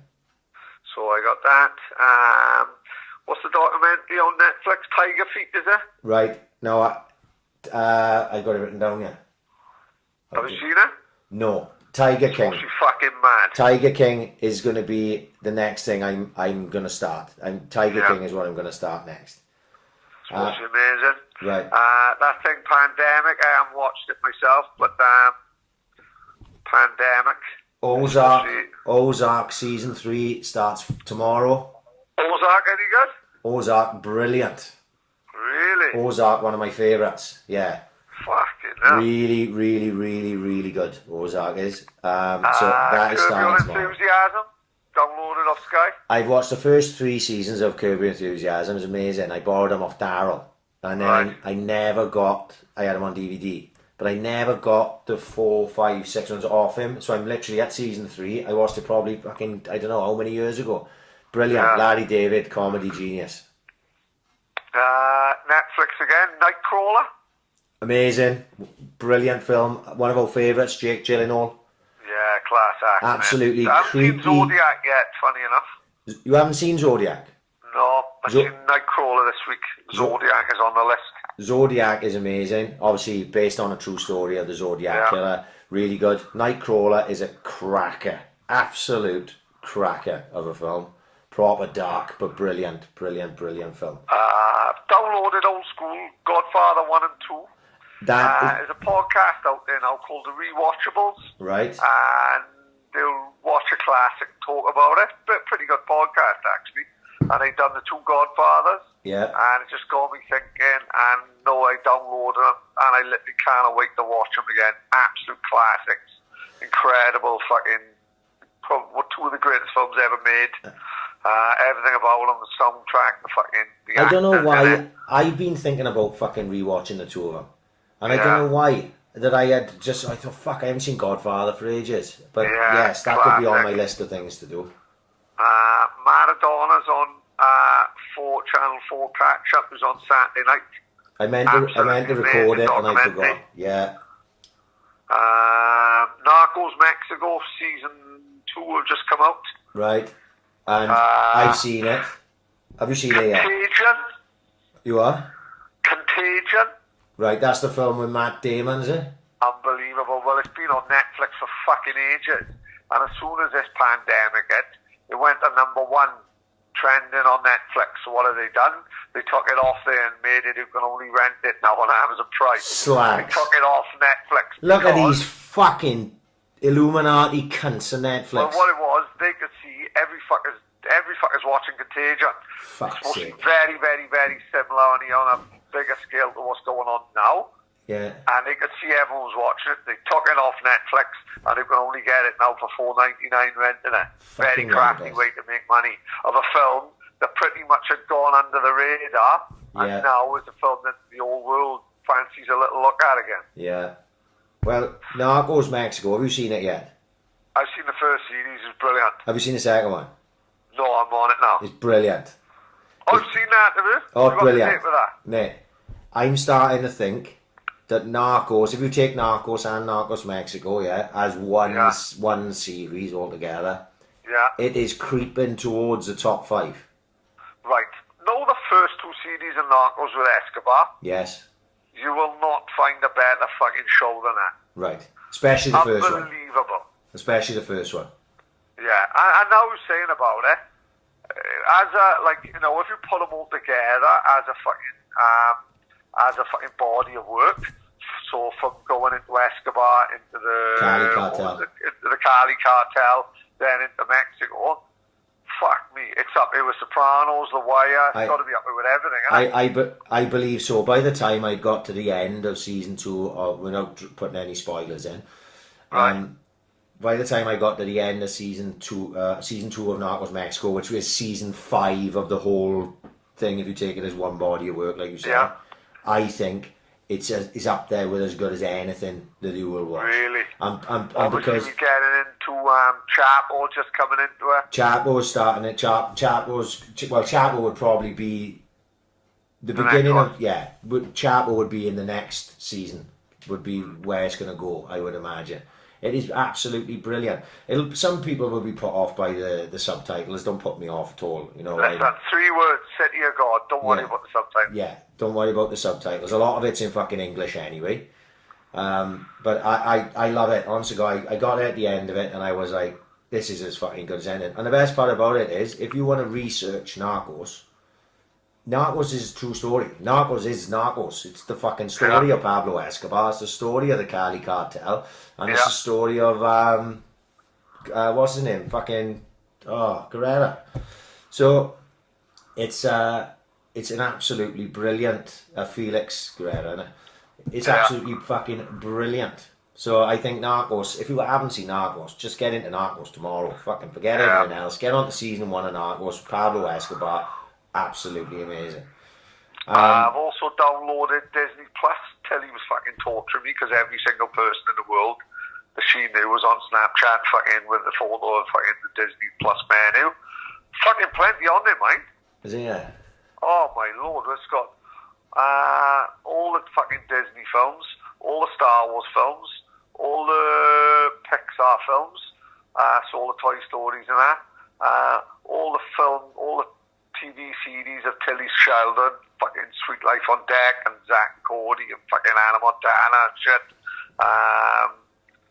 Brilliant. Got fucking loads, all the Marvel films, every single Marvel film. Very, very, very good. Loads of content on it. Take you over for a $5 a month, which isn't fucking bad, to be fair. No, I don't think I'll need that, because it won't be for me. But yes, I can see that there's a load of content on there, but I don't think anything else for Netflix, because I got some stuff. No, that's about it. Tide everyone over. We'll be updating that all the time. Right. Don't worry about it. Uncut Gems. Brilliant film. Brilliant. Loved it. Brilliant film. Yeah. Really, really, really depressed me at the end. Well, what a stressful film, isn't it? Which mate, makes it even better. That was, honest to God, I had like anxiety. I was like, how is this film making me feel this way? Yeah. And then it's only when you take a couple of days away from it and you go, fucking hell, that was amazing experience, because how can a film, which that's Happy fucking Gilmore there, right? Yeah.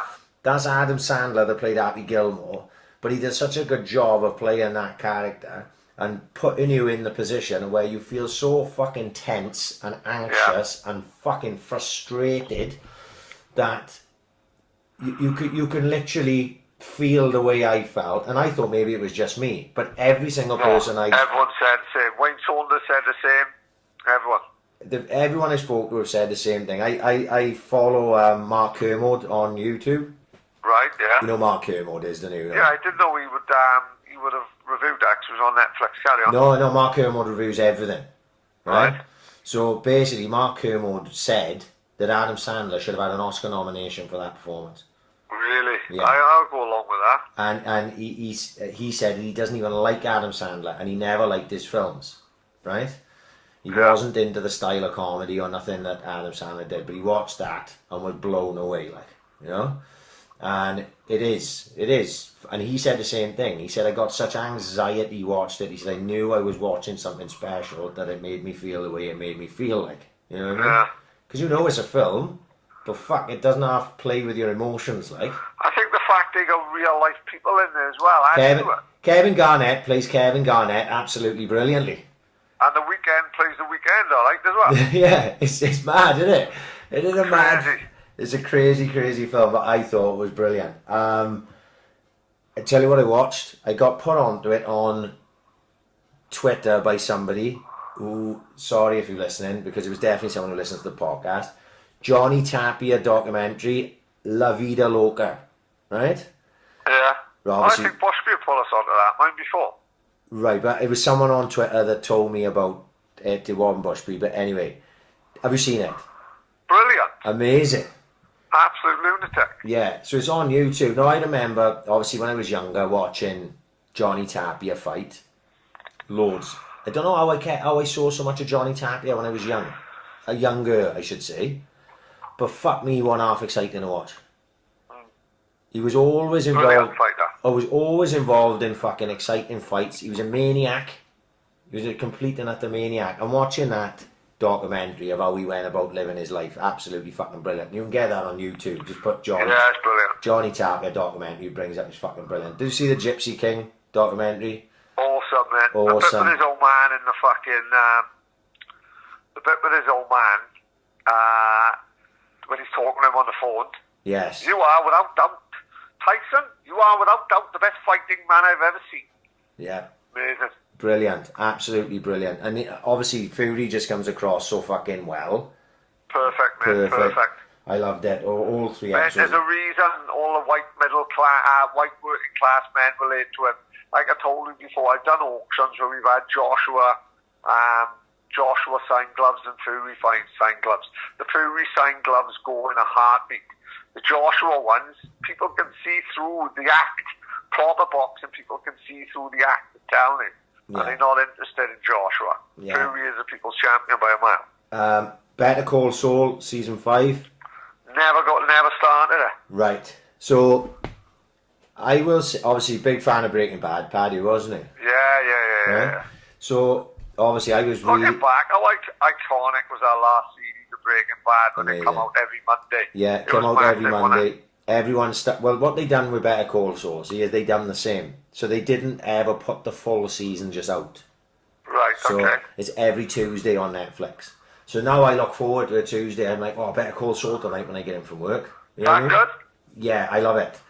But I suppose now it's coming up, there's been so many series and all the characters are coming into it as well. Well, this is it, see, because if you're a fan of Breaking Bad, you act like a little fanboy then when one of the fucking characters sneaks in. So this season now, because they're getting closer to what would be the first season of Breaking Bad, right?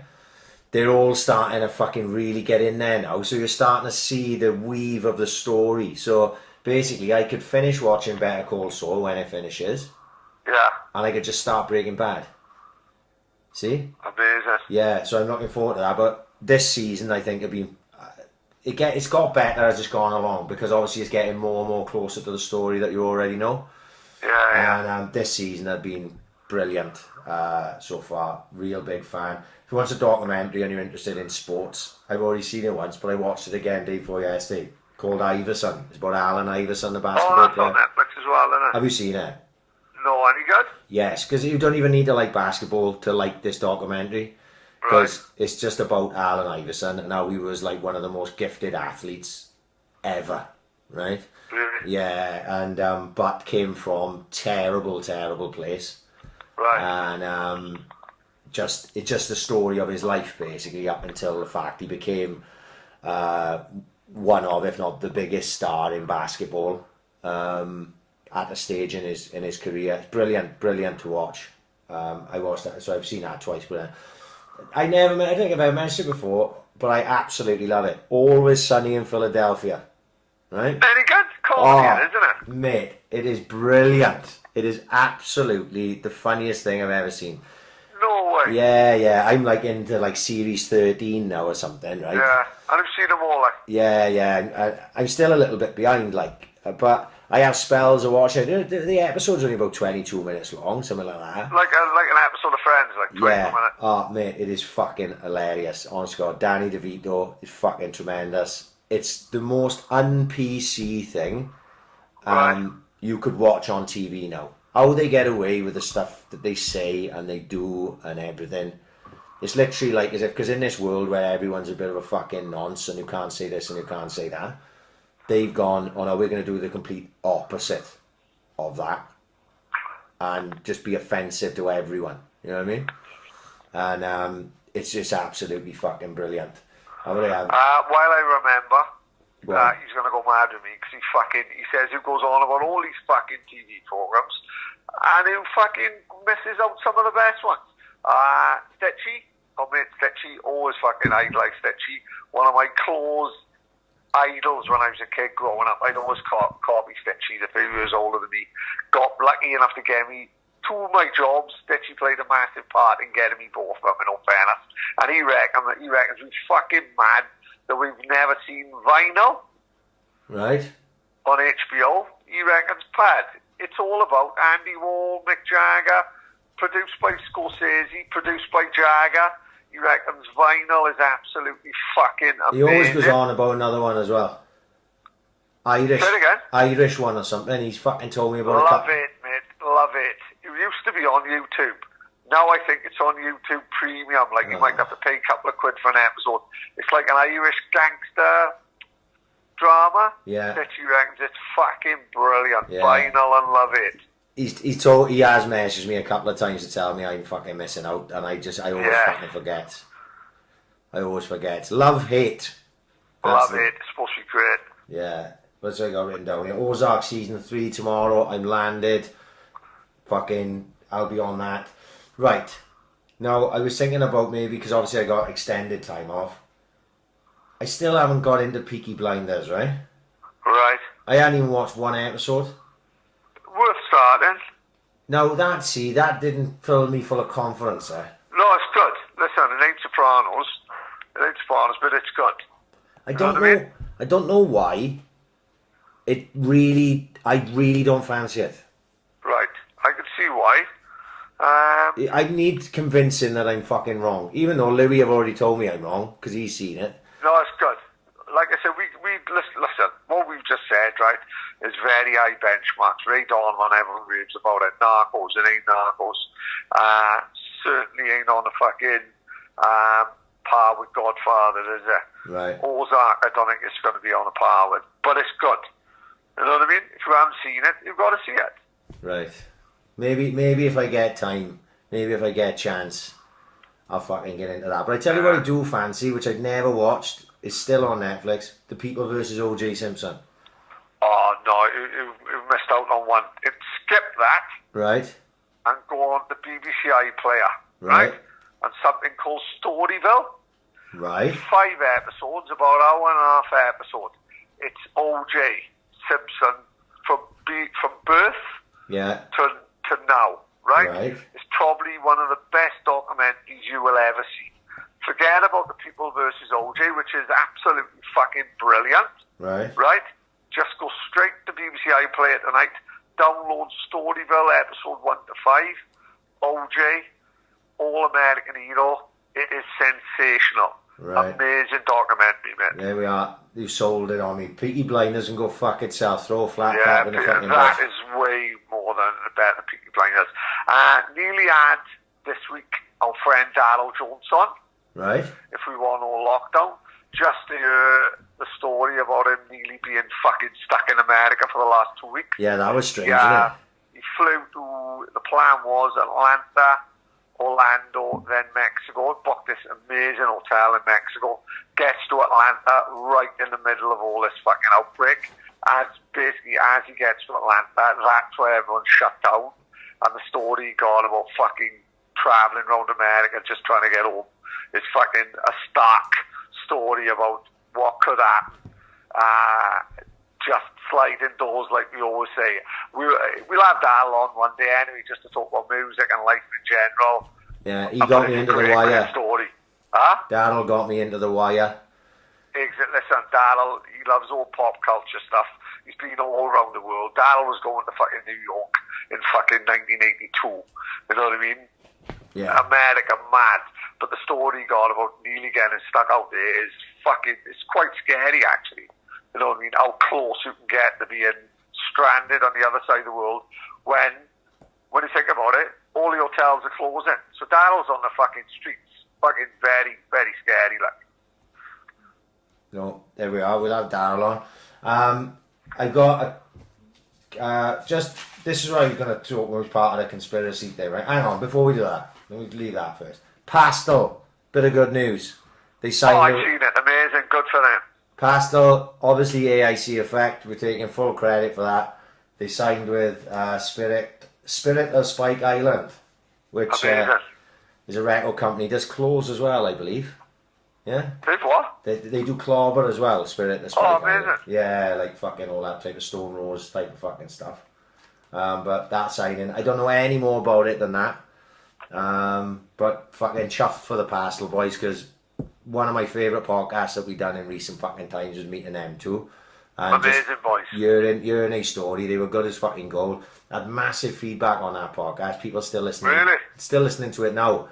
I think we pumped out so many big podcasts in a row that people were a little bit behind. Like, and especially with all this going on now, is people catching up. Like, I got messages last week about the Pastel podcast. I was like, fuck me, that was ages ago. I'm like, oh, that was absolutely fucking brilliant, you know, because it's 3 hours fucking long.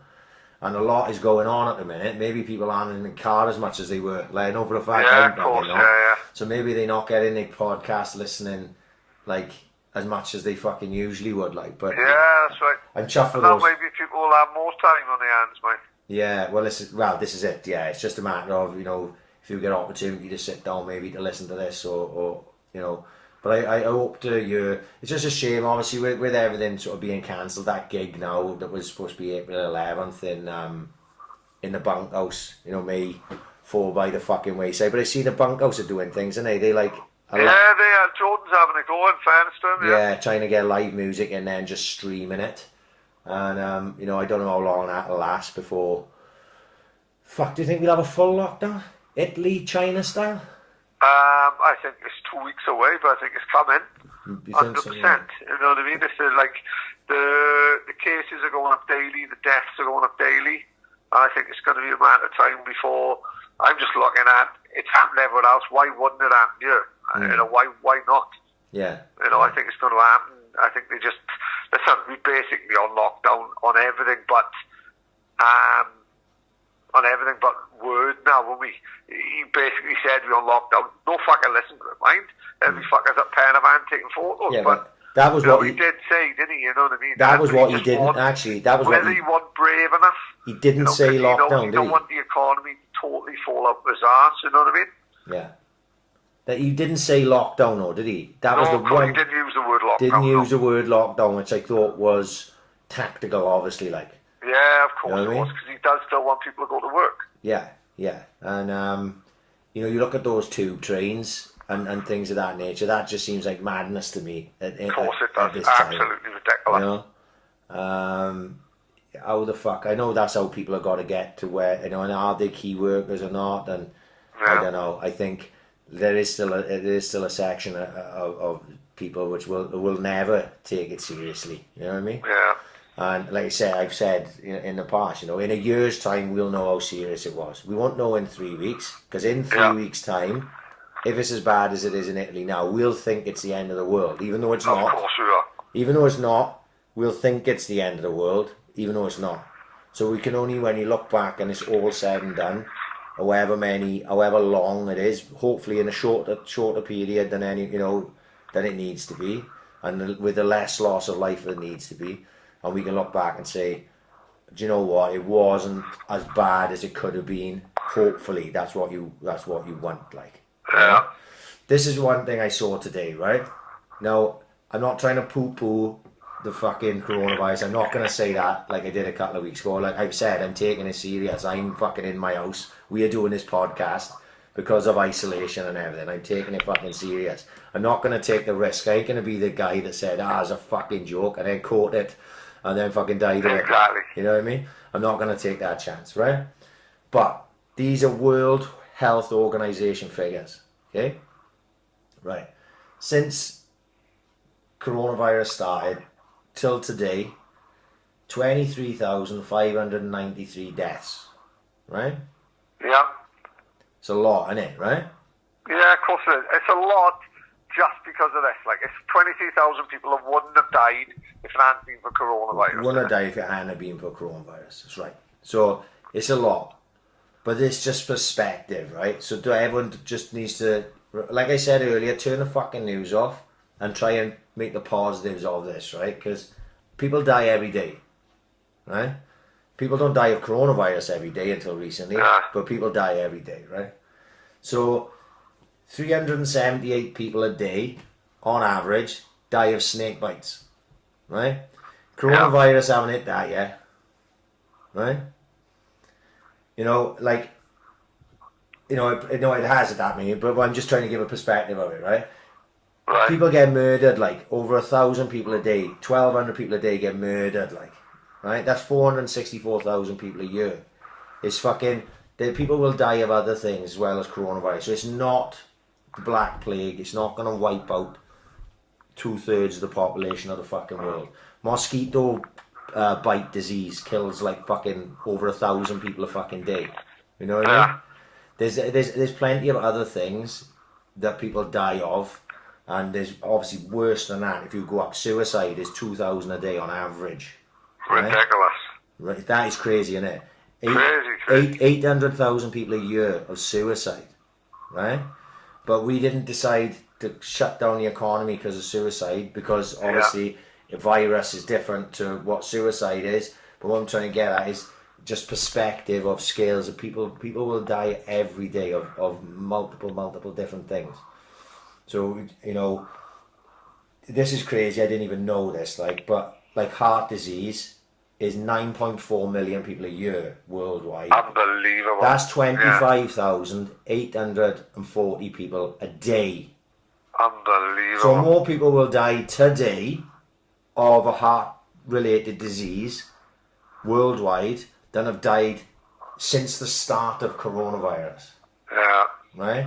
Like I say, I'm not trying to downplay it, but what I'm trying to give is a bit of perspective. Don't fucking think this is going to be the end of the world. It's not going to be the end of the world. We'll get over it. The problem is because this is mixed in with an economic issue as well now, where people's jobs and all that. If I'd have if none of this had happened, and everyone's jobs were still safe and everyone was going about their business, and I said to you, 25,000 people a day die of heart disease, you go, tell them stop being so be it. There's a fair chance I could be one of them. Right, there we are, innit? So why take one thing so serious and then other things not so serious? Is you just got to give it a bit of perspective, like that we will get over this, hopefully. You know what I mean? And it won't be the 65 million fucking deaths that was simulated in Bill Gates's fucking practice run of all this. Yeah. And it'll just be on the smaller scale. So in a year's time, like I said, first time we talked about it, we look back and we go, that could have been a lot worse, but it wasn't as bad as we thought it was going to be. You know? Oh, of course, yeah. That's what I'm saying, is you've got to give a bit of hope to it. And as I'm sure there's people in Italy now that are fucking think this is the end of the world because they're at ground zero. But there'd be places in Italy that haven't been hardly affected by this, aside from the fact they're locked in their fucking house, right? Now, if I look at it, where would you want to be now? Would you want to be in London or would you want to be here? Exactly, mate. Exactly, right? Spot on. I think if you're going to be in ground zero in this country, sadly, you're going to be living in fucking central London or in and around that area, because it's just a mass of people. So where there's masses of people, there's going to be a mass spread quicker and effective. And that tube, innit? You look at that fucking tube, man. It just seems bananas to me. Yeah. It just seems bananas to me. You know, like say, you isolate yourself, you do everything you can possibly do. Why aren't, right, this is something, why aren't, if it affects people with compromised immune systems, unless I've missed something, why aren't the government advising everyone to boost their immune systems? Right? And how could they do that? Well, you take vitamin C, you take vitamin D, you take vitamin A, I don't know, eat healthier, do all these things. You know, it's just, I mean, simple things. If you're really trying to save people, why don't you advise that? If it affects people with immune systems worse than, compromised immune systems worse than people who are healthy. Just things of this nature, little things, if they can make a difference and save lives, you know, you should be probably telling people about them. Just as they say, just an opinion, just throwing that out there. You know, if you're not well and maybe just go and take some fucking multivitamins, stay out the way, and hopefully we can fucking see this through, and in a year's time we'll be doing a podcast about some other fucking apocalyptic event. Maybe we'll be in the same room, like. Well, maybe, you never know. You know, maybe in a year's time a fucking meteor will be fucking hitting the earth or something. Exactly. There'll be something else. There'll be some other fucking bollocks to fucking blind us from what's actually going on. Exactly, behind the curtain, you know? So, I hope that cheered everyone up. 2 hours of us fucking talking about the end of the world. No, listen, what else is anyone else talking about, mate, at the minute? Yeah. It is what it is. Yeah, no, you are right. It fucking is what it is. Turn the fucking TV off. Don't watch too much of it. Don't fucking completely shut yourself off from the news. I think you should definitely sit there and watch a little bit of news just to see what's going on and educate yourself a little bit. But don't be camped in front of the fucking TV, because that's no good to anyone, is it? Oh, of course it's not. If you want to camp yourself in front of the TV, watch fucking Narcos from start to finish. Yeah, exactly. Ozark or some shit like that we mentioned, because there's plenty of stuff on there. And once this fucking sun goes back in, that's where I'll be, because at the minute it's too nice to be sitting in the fucking house, so I've been out the back spot on. playing football and fucking cutting trees down and shit. So, is that it or what? That's it, son. Let's hope it sounds alright.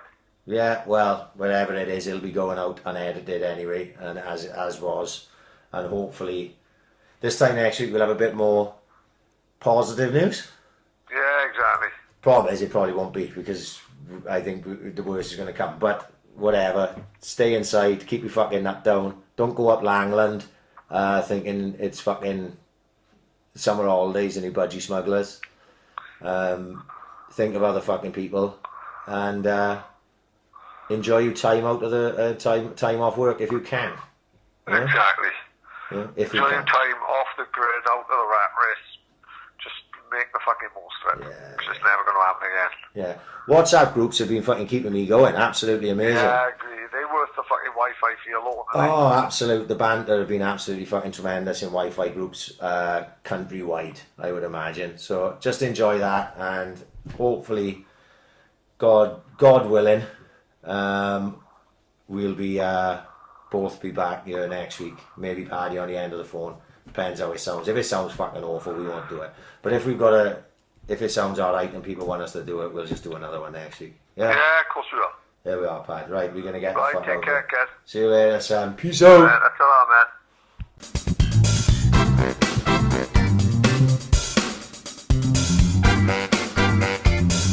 man. Ambition is critical.